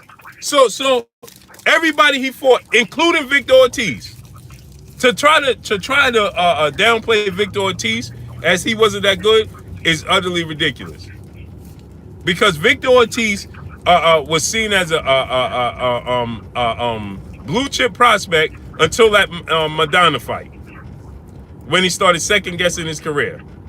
And after that, he came back and he showed who he was. That fight was fight of the year. It could have been fight of the decade almost between Berto and Victor Ortiz. They just kept, remember, Kurt? They just kept knocking each other down. That was a great fight, I remember. Yeah, and so he was already signed to fight Berto. Berto was undefeated. He was young, he was athletic, he had power, he had speed, he was undefeated. Floyd Mayweather was already signed to fight Andre Berto. Andre Berto went in there against this very same Victor Ortiz that people complain about Floyd fighting. Andre Berto went in there and lost to Victor Ortiz. He went in there and lost to Victor Ortiz. So he ducked Andre Berto to fight Ortiz, who beat Berto? I don't get it. Like, Victor Ortiz wasn't this horrible fighter. And for us to say that Andre, and I love Andre Ward, but Andre Ward's career does not compare to Floyd Mayweather's. It just don't. When he came back, first of all, how do you win fighter of the decade when 5 years it's 10 years in a decade? 5 out of the 10 years, he only fought 3 times.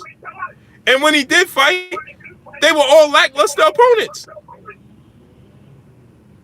So how does he win fight of the year, of the decade?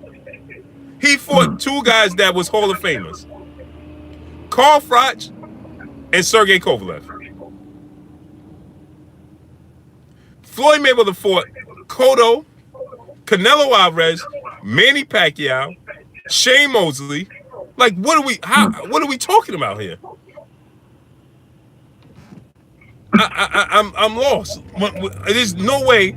Andre Ward came back and he fought dudes. I don't even remember their names, but he fought one of the Smith brothers, I think. And he fought what's dude name that started? Rocky Sheldon. Dude name that lost to Dimitri Bivol just beat him. At the Garden. He's Cuban, I think. A leader out? Oh no. No. Damn. What's his name? Cuban dude. Help me out, chat. Sullivan Barrera. There you go. Sullivan Barrera. So he fought Barrera, Sullivan Barrera. That was his big challenge coming back off of the contract situation. 2 years he didn't even fight. Like I don't get, how could you make that argument to say that he has a better resume in a decade than Floyd Mayweather? That don't even sound right. I don't care who they are. I give props where props is due. I have to give Mayweather props, man, because he fought a lot of tough people and made them look silly. Marquez after a 2-year layoff, Canelo, Pacquiao. I can count how many rounds all three of them won. He made all three of them look silly. And those are great fighters, Hall of Fame fighters. Hall of Fame. He fought in 2010, the decade. He fought Canelo Alvarez, Manny Pacquiao, Shane Mosley, and Miguel Cotto. That need I say any more? That's it. That's it. To this day, YTD, to this day, that's the only loss on Canelo Alvarez's resume. And people are arguing that he's the face of boxing to this day, right now. And that's the only loss on his resume. So, okay, let's just say he didn't even beat nobody else. But Canelo Alvarez just knocked out Sergey Kovalev, who's the best person on Andrade Ward's resume in the decade. And Floyd Mayweather beat him. So Floyd Mayweather went up in weight and beat Canelo. Canelo went up in weight and beat Sergey Kovalev. Sergey Kovalev is Andrade Ward's biggest fight on his resume. Hands down, bar none. It's not even an argument. The best fight on Andrade Ward's entire resume is Sergey Kovalev. So he beat the man that beat the man. So how can we even have this argument? It's not even close. It's not an argument. The only way you can say Andrade Ward deserved Fighter of the Decade over Floyd Mayweather is because you don't like Floyd Mayweather outside of the ring. Period. Hey, I remember. Hey, wait a minute, Blue. I remember when Mayweather fought Gaddy and he landed a combination, and Jim Ledley said, Floyd landed punches like lasers. Laser-like ability punches. He destroyed Gotti. And the thing is, show me a fight, Kurt, that he ever had a weight advantage. He was always a small man. People outweighed him by 15. Canelo, I think, by 18 to 20 pounds, man. He wouldn't let you weigh him the day of the fight, because I went to the press conference and it was outside in Times Square. It was crazy. And people were like, Floyd, oh man, I don't know. Floyd getting older. He's Canelo is younger, and he could fight, and he weighed a lot more than him. And then when he lost, they say he's green. How can you be green with 43 fights? That's number one. I see Roberto Benitez won the title at the age of 17. Leon Spinks beat Muhammad Ali. He was 8-0. Holyfield was 12-0 when he got his title. So miss me with that. He was green. And check this out, Kurt. See how you got to be careful with people got to be careful what they say, because they'll tell you Canelo was green with 43 fights, but then tell you Deontay Wilder ain't never fight nobody. Mm-hmm. He got 40 fights. Who did he fight? Well, why he can't be green? Why isn't he considered green? It just makes no sense. Or is green based off of age? And certain people try to come at me, and I said, well, Benitez 17, Ali 22, Patterson 21, Tyson 20. So miss me with the amount of fights of the age. Now, he wasn't good enough. Mm-hmm. That's what that was. Facts. It's facts. It's impossible. And I still wait for anybody in the chat to tell me these African American fighters that Floyd Mayweather avoided in his career. I'll wait for them. Because Sugar Ray Leonard, Tommy Hearns, Hagler, they wasn't around.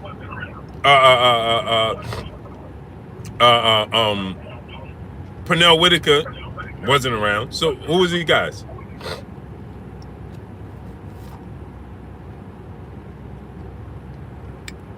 Who's the guys? They don't exist. And if you bring up Paul Williams, I suggest you go. Don't bring up Paul Williams, because go watch what Paul Williams said. I interviewed him personally. I asked him personally. I actually talked to him again just recently.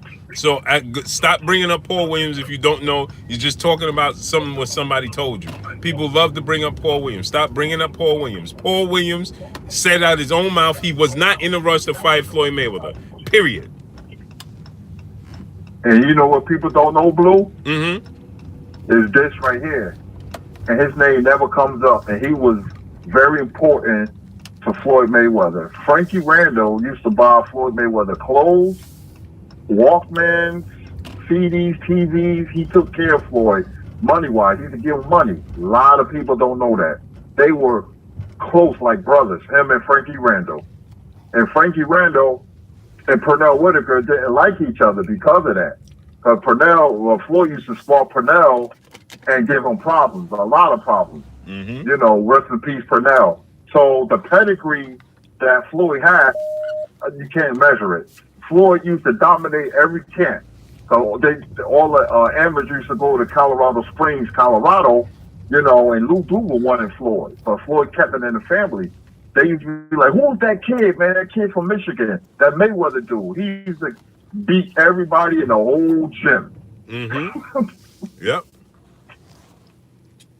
And, see, they don't understand, Kurt. They just go by off of what people told them for so long. You know, oh, he ducked Paul Williams. They don't know the ins and outs. They don't even know why. And anybody to tell me in the chat that why Paul Williams even was a consideration, or why Paul Williams was even brought up, they don't even know. They don't even know why he was brought up. Salute to Jupiter B in the super chat. I truly believe Canelo tried to cherry pick Floyd, thinking age caught up and he'd overpower him with his size and advantage, and got whooped pillar to post. Yep. Syndicate J, salute. They don't know. Kurt, they don't even know where that narrative came from. How did Paul Williams, and let me ask people this. What did Paul Williams do to deserve a Floyd Mayweather fight at that point?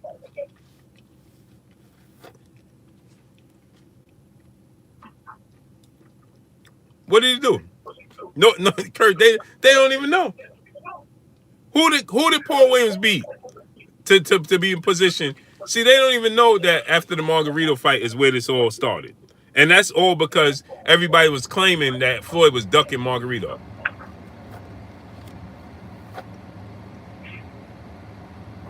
That was about money. He would have beat the hell out of Margarito. I mean, he would have beat the living hell out of Margarito. Mm-hmm. Sure would have. But wrong style for Floyd. But the funny part about it is, what's the difference between Paul Williams and Margarito? Yep. Same I always fighter. thought Paul Williams and Leo Santa Cruz fight in Margarito. They have the same style. They throw a lot of punches. You ain't beating Floyd like that. Mm-mm. Nope. You ain't beating him. Nope. Margarito stood right in front of you and threw a ton of punches. That's all he did. And that's what Paul Williams did. And Paul Williams almost lost to Margarito.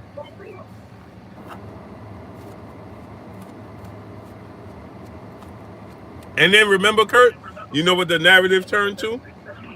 As soon as Paul Williams got knocked out by Sergio Martinez, well, Floyd ducking Sergio Martinez. Unbelievable, man.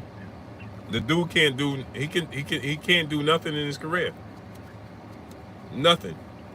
People forget him calling out hey Kurt, could you just tell the people how Joel Casamayor was perceived back in them days? How he was the boogeyman? and he ducked Floyd. That's a duck. Yeah, he ducked Floyd like the plague. He didn't want to have nothing to do with Mayweather. Nothing. They kept asking him, the phone calls. I know Floyd Mayweather's career like the back of my hand. They ain't want to have even Costa. Yep. Him too. Who quit on the stool against Ricky Hatton. But they didn't want to have nothing to do with Floyd, man. Floyd was the boogeyman. Trust and believe. Floyd couldn't get a break. Nope. Shane Mosley had a toothache. A toothache. Oh, I gotta go get my teeth fixed, and then I'm going on vacation with my wife. What? and then remember he told, well, he should just go ahead and fight Margarito. And Floyd wanted to fight Margarito, but he was like $8 million, and he was like, I'm fighting Baltimore for $8 million. So what's the use? Mm-hmm. And then people don't remember. Remember after he fought Trinidad, and Floyd was trying to fight him. Remember the Oscar De La Hoya said he wanted the rematch with Trinidad, and he said that Floyd Mayweather wasn't worth the risk. Mm-hmm. He wasn't worth the risk. So I don't understand. Trinidad didn't want to fight him. Like, who was he supposed to fight? I need to know, who is this person that he avoided? Who? Man, Floyd came up hard and long, man. People don't understand that he had a plan. He had a plan, after Gaddy, man. He had a plan. He said his body started to break down. He looked at boxing as a business. He used to say, I robbed a bank without a ski mask. Mm-hmm. But he had a plan, and his plan, that's why he left Bob Arum. He was like, man, I'm trying to be bigger than, because Bob offered him, 8 fights, $25 million, mm-hmm. and Floyd called it a slave contract. So he thought Floyd was going to take the money. But Floyd's like, nah, I'm worth more than that. That's a slave contract. Mm-hmm. And him and him and Heyman start to talk. And as we say, the rest is history, because he gave Arum $750,000 and he left. And after that, he just took, his name just took off. Mm-hmm. He was smart enough to realize that. People don't understand, man. And that's one fight I wish, there's a few fights I wish Floyd Mayweather would have had in his career. The Trinidad fight, Vernon Forrest. Now I think that the Vernon Forrest fight would have been tough for him. Vernon Forrest fight, that's it. And I wanted the Joel Casamayor, the Prince Nassim Hamed, and the Costa. They all ducked him. And what's the name? Ducked him too, Kurt. He don't even get mentioned. Asalina Freitas. Oh yeah, I'm the Popo. Yeah, mm-hmm. Yeah. Mm-hmm. Yeah, Popo. Yeah. They was fighting each other, but they wouldn't fight Floyd. Floyd was way too dangerous. Way too dangerous, man. He was just so good at that weight, man. You wouldn't have beat him, man, because he was aggressive. Mm-hmm. It wouldn't have been no shoulder roll. Floyd was putting hands on you. It wouldn't have been no shoulder roll. Floyd was coming to get you.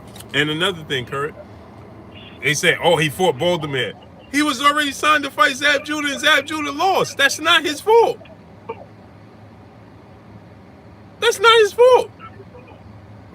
Zab Judah lost. Andre Berto lost. That's not his fault. How is that his fault that these dudes lost?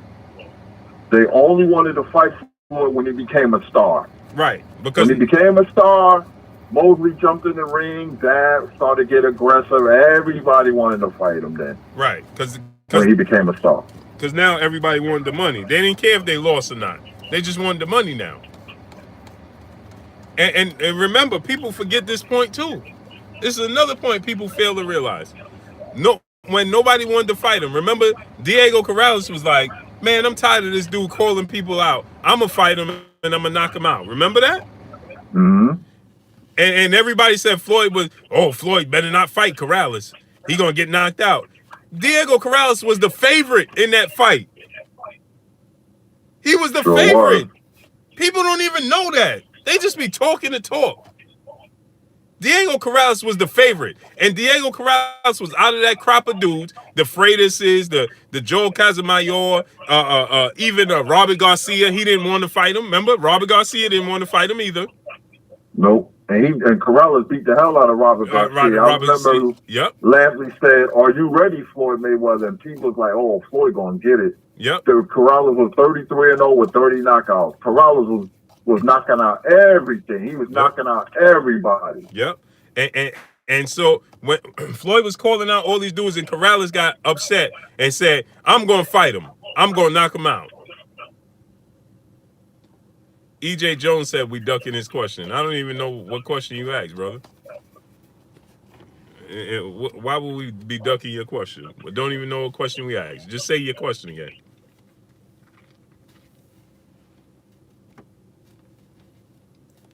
And so Corrales got in there and got whitewashed from, and that's when it really started to turn, Kurt. Because remember when everybody thought, they was like, man, even George Foreman. Remember George Foreman was like, man, Floyd Mayweather must be out his mind getting in there with Corrales. Remember that? Yep. He was praising Corrales. Yep. And Floyd put on the clinic, changed his whole life, changed his career. Boxing fans' mouth was open. Right. Because the way he beat him easy. He embarrassed Corrales. Dropped him 5 times. And that's when the tide turned, because Corrales was still knocking out everybody. And dropped him 5 times. That's one of my favorite fights. Yep. Dropped him 5 times. So remember, that's when everybody really was like, oh, man, they really going to stay away from this dude. Because their only hope at that time was Corrales. Because Corrales beat Freitas. He was going to beat all these dudes. And so he was their hope. But when Floyd dominated him, dropped him 5 times, and then made his father throw in the towel,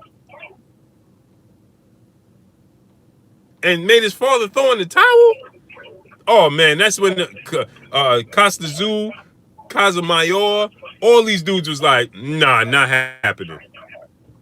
Not happening. Shane Mosley, Oscar De La Hoya, all these dudes. Nope, not happening. It ain't happening. I always thought Shane was jealous of Floyd because to this day, he says Canelo deserves fight of the decade. I laughed when I saw that. Mm-hmm. And he had the nerve to say Canelo's a better fighter. Unbelievable, man. It's unbelievable. Like you don't have to like Floyd Mayweather what he does outside the ring, but to say Andre Ward deserves it over Floyd Mayweather is ridiculous, in my opinion. Let's hope, salute. It's not even close. It's not even an argument. Andre Ward won the Super 6 tournament, and I give him credit for that. Miguel Kessler is not a Hall of Famer. Arthur Abraham is not a Hall of Famer. Now, they were very good fighters. Chad Dawson is not a Hall of Famer. They're very good fighters. They were very good fighters. But they don't compare. They are the versions of Victor Ortiz and Robert Guerrero to Floyd Mayweather. That's what they are. For their weight classes. For the weight classes, Guerrero, people forget, when Robert Guerrero was a lightweight, he was dominating. He only had 1 loss. He was dominating. When Floyd Mayweather fought Robert Guerrero, he was 31-1. He was dominating at the lightweight and moved up. And then people tried to use the narrative that, oh yeah, well, he's a lightweight that moved up. Well, guess what? Floyd Mayweather was a lightweight that moved up. What are we talking about? And I thought, you're right. I thought Raul Guerrero should have been undefeated. He dominated at the lightweight division. So what are we talking about? Victor Ortiz was a rough, rugged, dominant fighter, blue chip prospect until he ran into Marcos Maidana. So guess what? Marcos Maidana beat Victor Ortiz. But guess what? Let's not act like Victor Ortiz wasn't in that fight. Because he dropped Maidana and hurt Maidana too. He just said, remember he said, I just started to question, should I go through this pain? Remember that's what Victor Ortiz said. I started to question, is it worth going through all this pain? So, but it wasn't like Marcos Maidana just dominated Victor Ortiz.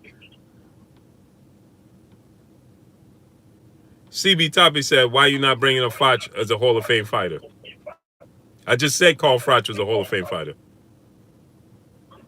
Carl Froch was underrated. I like Carl Froch. Mm-hmm. Carl Froch's a good fighter, man. I just said Carl Froch and Sergey Kovalev were the only two Hall of Famers on his resume in the decade. Pay attention to what I said. Go ahead, Kurt. I wish Carl Froch would have fought Joe Calzaghe, two of UK's best fighters. That would have been a hell of a fight. They can fight. But getting back to Floyd, man, listen, man, I don't like what Floyd said about Ali. I don't like the things he said that defended Donald Sterling and Gucci and all that. Mm-hmm. I don't like it, but I know fighters. They say some of the stupidest things you will ever hear.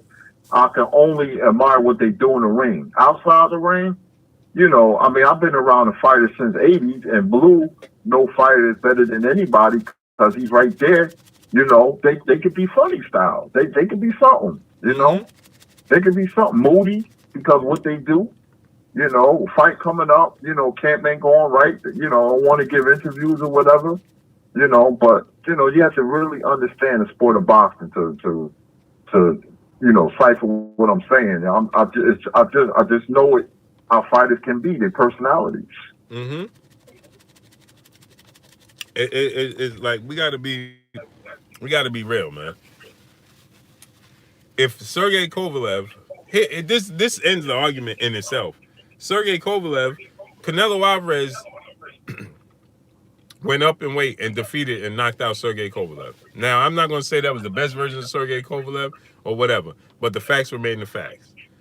Andre Ward, that's the best win on Andre Ward's resume, is Sergey Kovalev. Floyd Mayweather defeated Canelo Alvarez, who knocked out Sergey Kovalev in more dramatic fashion than if you want to say than Andre Ward. I thought the version of Sergey that fought Andre Ward was far better and more impressive than the one that showed up against Canelo. But I'm just going off of the facts. So the greatest win on his resume is Sergey Kovalev, but Canelo defeated that version, beat Kovalev, but Floyd beat Canelo. You see what I'm saying, Kurt? So what? And then he went on to, now you go to the wrestler, so they offset each other, right? So now we go to Manny Pacquiao. There's nobody on Andre Ward's resume better than Manny Pacquiao. There's nobody on Andre Ward's resume better than Shane Mosley or Miguel Cotto. It's not. Chad Dawson, after Andre Ward beat him, he never went on to do anything after that. He did nothing. He then went out, got knocked out by Donna Stevenson. He and it's like Chad Dawson, like it just no. I give Andre Ward credit for winning the Super 6 tournament, and he beat some tough fighters. He never fought Andre Dirrell, which I thought he would have won that fight because Andre Dirrell, I think Andre Ward would have won that fight. Chad Dawson was a good fighter, yes, a good fighter. He wasn't a great fighter. Two different things.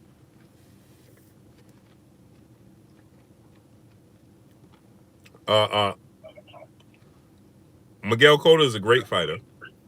Manny Pacquiao is a great fighter. We talking about Hall of Famers. Shane Mosley is a great fighter. Canelo Alvarez is a great fighter. These are great fighters that's Hall of Famers. Not good fighters that were good for their time and only hardcore boxing fans are going to remember them. Nobody, who's going to remember Arthur Abraham in 10 years?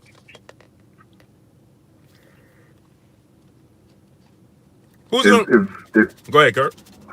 No, I was going to say, you bringing up Cotto, and people used to complain he was boring, and I always wanted to see how tough he was. Go look at the Cotto fight when he stood right in front of Cotto, and Cotto bloodied his mouth and nose. Mm-hmm. And Cotto was a monster. Cotto was a powerful technician who could punch and who would break you down. Cotto was tough, man. Floyd's like, that one was tough. He wanted to make me retire. He was tough. I remember Floyd saying that in the shower. Go look at that fight. Floyd showed you how tough he was. And another thing, Kurt, Marcos Maidana is a better fighter at welterweight than Arthur Abraham was at super middleweight.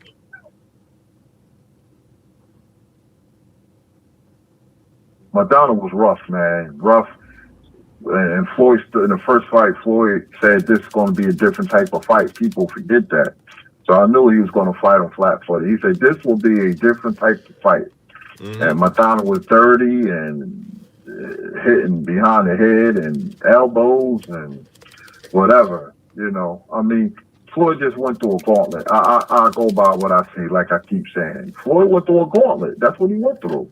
He fought every type of fighter you can think of, and hey, you know, he's undefeated for a reason, man, and got money, and you know, people jealous of that. People have something against Floyd, you know, but he played the game the right way. He played it the right way. He said Marcos Maidana was lost to Amir Khan. And your point is, before Amir Khan got knocked out by Canelo, he was winning all those rounds. So what's your point? You said that like Amir Khan is this a horrible fighter or something. Amir Khan has some of the fastest hands and boxing ability the sport has ever seen. Now he don't have the best chin. Most of the fights that Amir Khan loses, he's winning the fights till he get caught. He just don't have a chin. His chin is not built for combat sports. But Amir Khan, what fight was Amir Khan losing outside of the Crawford fight right from out the gate that he didn't get caught and knocked out? Not even Canelo. He was beating Canelo Alvarez. And then he got clipped and knocked out. He was not losing the Danny Garcia fight, and this is the last time CB topic, so I don't think you know boxing. He was not losing the Danny Garcia fight. He was winning the Danny Garcia fight, and he got caught. That's it. Danny Garcia was not winning the fight until he knocked him out. Danny Garcia was losing the fight, and then he clipped Amir Khan with the left hook and knocked him out.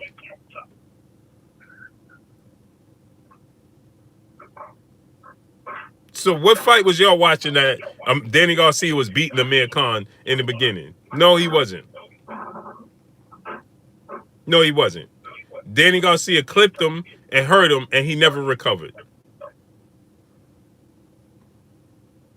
That's what happened. I didn't even think y'all watched the Danny Garcia fight with Amir Khan. Just throwing it out there. Kurt, was Danny Garcia was beating Amir Khan before he got clipped? No, Amir Khan was out boxing Danny Garcia, and Danny Garcia caught him with the left hook with his eyes closed, and it landed in a weird place. He got hit on the neck and jaw, and he never recovered. He never recovered. His legs was like, excuse me, and he never recovered. That's what I'm saying. So I don't get where this comes from. Like, so now Danny Garcia was winning the fight. Come on, stop it. Canelo wasn't winning. Danny wasn't winning. Lamont Peterson wasn't winning. The only fight where he lost, he was losing immediately, and he was winning. And you just can't remember because it happened so fast. Was the British Prescott fight? That was it. That was it. He was even beating Canelo. He was beating Canelo all those rounds. He was winning the fight. And Terrence Crawford, the Crawford fight, because again, he got dropped immediately in the fight. You know, he was a shell of himself at that point. Like nobody even. I don't even want to see Amir Khan fight right now. I ain't want to see him fight Terrence Crawford. So it's like we can't stop. So he beat Maidana. Right, he was supposed to beat Maidana. He was the favorite in the fight, and he won. So you said it like, oh, he lost. Maidana lost to Khan. He was supposed to lose to Khan. Amir Khan was the hot thing back then. So he was supposed to lose that fight. What are we talking about? Guys are crazy. Smash the like button, man. Get the likes up to 300, man. But Kurt, you got anything else you want to talk to the people about? Somebody's asking about how Andre Ward and Terry Smoot is actually Andre Ward versus Roy Jones in their prime. Roy Jones, too much athletic ability, man. Roy would have beat Andre Ward. Too athletic, too fast. Mm-hmm. Yeah, I agree. Yeah, Ty King a lie. He said Paul Williams never saw a punch he didn't like. Yeah, I second that. I concur. He never seen it. Paul Williams just threw punches in bunches, man. They had no real destination. They had no real. He just was throwing punches just to stay active.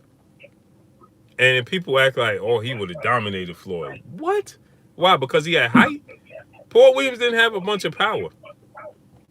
He had the ring IQ to beat Floyd, man. You got to have like a Sugar Ray Robinson, Sugar Ray Leonard, Hearns ring IQ to beat Floyd, man. Or else you know, Floyd is like a great defensive basketball, football team.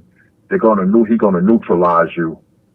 He neutralized. Remember, people when he fought Pacquiao, there's a man Pacquiao with those rapid combinations. He ain't throwing no punches. Mm-mm. He ain't throwing any punches. He couldn't. Nope. But Floyd mastered the distance, and you know, like, he didn't know what to do. You know, and Canelo Alvarez was neutralized. Juan Manuel Marquez was neutralized. You know, so ain't much more you can say. Hey, David Norwood, Mayweather versus Roy Jones. Roy Jones is too big for him, man. Roy Jones is far too big, man. So Roy Jones is more of a light heavyweight, super middleweight than anything in his entire career. It's just too big, man. This is why I tell y'all, man, it's unrealistic expectations on Floyd Mayweather. That's what happens. When you do mythical matchups, you have to take the two fighters and their supreme weight class and the prime of their careers. Yeah, and somebody said if they was in the same weight, it don't matter. You can't say that because you ain't never seen Roy Jones at 140, 147 pounds, 135 pounds. So you don't know how he would have looked at those weight classes. You assuming. Somebody asked Kurt, Canelo Alvarez versus Tommy Hearns. That's a massacre. Tommy Hearns knocks him out doing the singing of the national anthems.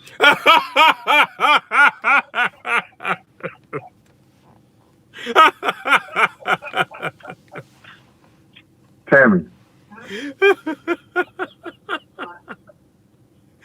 Kurt. Oh, Kurt. Oh, Kurt say it ain't even gonna get started, Kurt. Just watch. It won't even get started. Oh.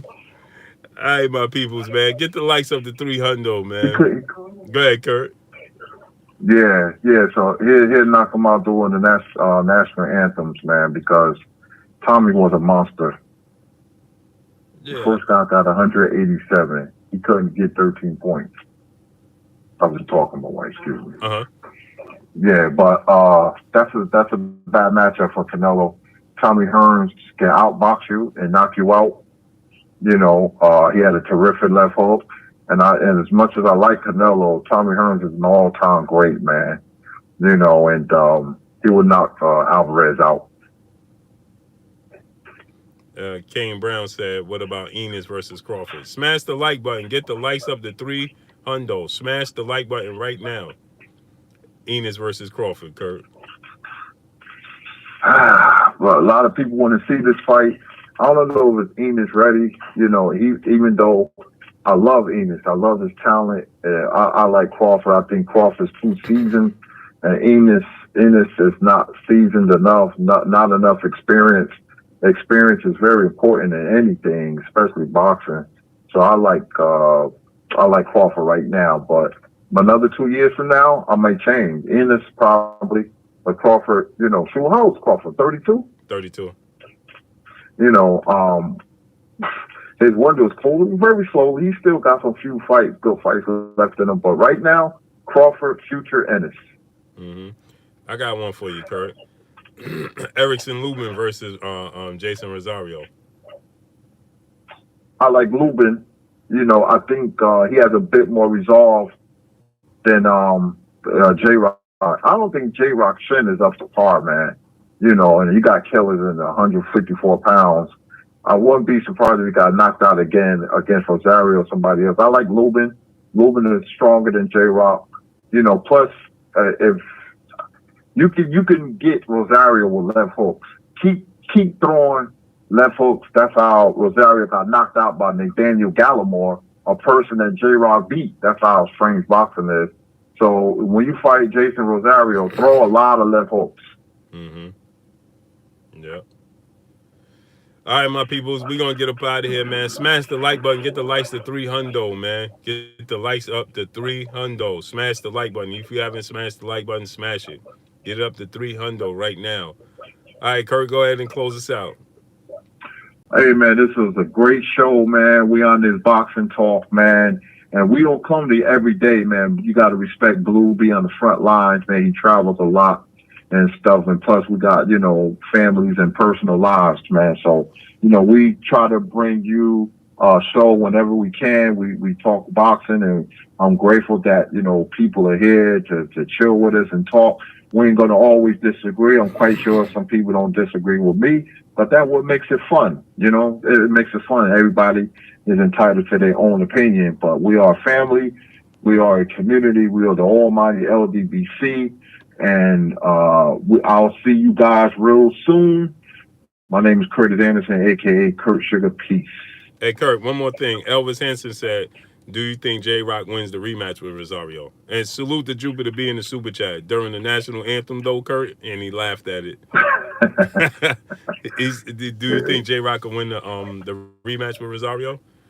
No, I think Rosario wins is a bad matchup for J-Rock, man, because J-Rock just not strong enough, and Rosario is very strong, man. But Rosario ain't going to beat the other 154 pounder. He's strong and he can punch, but his weakness is left hooks. Keep throwing left hooks. Mm-hmm. So I like Rosario by knockout again over J-Rock. And he looked, man, he was huge, man. When I went out there, I saw him. I was like, man, this dude is huge, man. He was huge, Kurt. Strong, man. He's just he remind me of Murphy Soler. He's just a fighter that comes to fight, man. If you ain't on your game, then he gonna run right through you. See, Nathaniel Gallimore, look at that fight, people. Gallimore is strong, and he got that bravado, and he hurt Gallimore. That's a terrific fight, and Gallimore beat the brakes off Rosario. Mm-hmm. And he hurt Gallimore a couple of times. Yep, he sure did. Gallimore, I like his resolve. He was like, come on. Mm-hmm. And he came back at him. He didn't. A fighter like that, you got to be aggressive. You can't let him come forward because you're giving him momentum to beat you. You have to stand your ground and fight back. Some fighters you fight, you're just going to have to fight back and fight. Mm-hmm. That's it. Yeah. LS AKA tag salute. Smash the like button. Get the likes to 300, man. Smash the like button right now. If you haven't smashed the like button, smash it right now. Get it up to 300, man. Yeah, I like Rosario, man. And J-Rock, man, in the beginning, he was hitting him with some clean punches, but he just was absorbing them, man. He was absorbing those punches, Kurt. It was like it wasn't having too much of an effect on him. And I was like, wow, man, this dude. And the first thing I noticed, and anybody there could tell you, the first thing I noticed, smash the like button, get the likes to 300. The first thing I noticed, Kurt, it was his size. I was like, man, this dude is huge, man. Because J-Rock is not the biggest dude. Yeah. I'm like, man, this dude is huge, man. He's muscular too. Yeah, he's muscular too. He looked all the same size as Hurd. And he beat the brakes off J-Rock though. Yeah. Hey, how would you see it, Kurt? How would you see a fight with Rosario and Hurd? Woo! That's a terrific TV fight for the fans, man. That fight will be about war of attrition. You know what? I'm gonna say her, but I won't be surprised if Rosario wins. I would not be surprised because that her will want you to fight him like that. Her problem is against a fighter who's slick, you know, but he will want you to fight him like that. But I will not be surprised if Rosario beat him because Rosario can punch, man. But her showed me that, you know, he can fight with war of attrition. You know, he showed me that. He's tough. I would just want her to have some sort of defense because that dude hit hard, man. Yeah, man, you can't absorb punches, man, because it's funny. Once you lose the first time, it's in your mind. And but I can see Rosario hurt a bunch of times too. So that's like a pick'em fight to me. But for some reason, I would lean towards her, but wouldn't surprise me Rosario beat him. Like I said, man, left hooks. He doesn't like left hooks, man, because Gallimore, like I said, beat the hell out of him. You know, but I like Rosario though. He's tough. It's kind of fighter you can get behind. Yeah. And he only have that one blemish is to Gallimore. But the 54-pound division is the best division in boxing to me. Yeah, shock infested, man. Yeah, but I think Charlo beats everybody, man. People don't realize Charlo got a chin, and he's in shape because Harrison was hitting to the body with that left hook, and it was just bouncing off him, man. And I was like, damn, man, this dude could take some shots, man. Plus, he could punch and he could box too, but he's a puncher now. He changed his identity. You can figure boxer. He going in there to knock you out. But he still have the necessary ability to box. So if he need to box you, he'll box you. But I think he just realized there's no point in trying to outbox Tony Harrison. You're just gonna have to be a dog on him. Smash the like button, man. Get the likes to 300, man. Hey, Blue.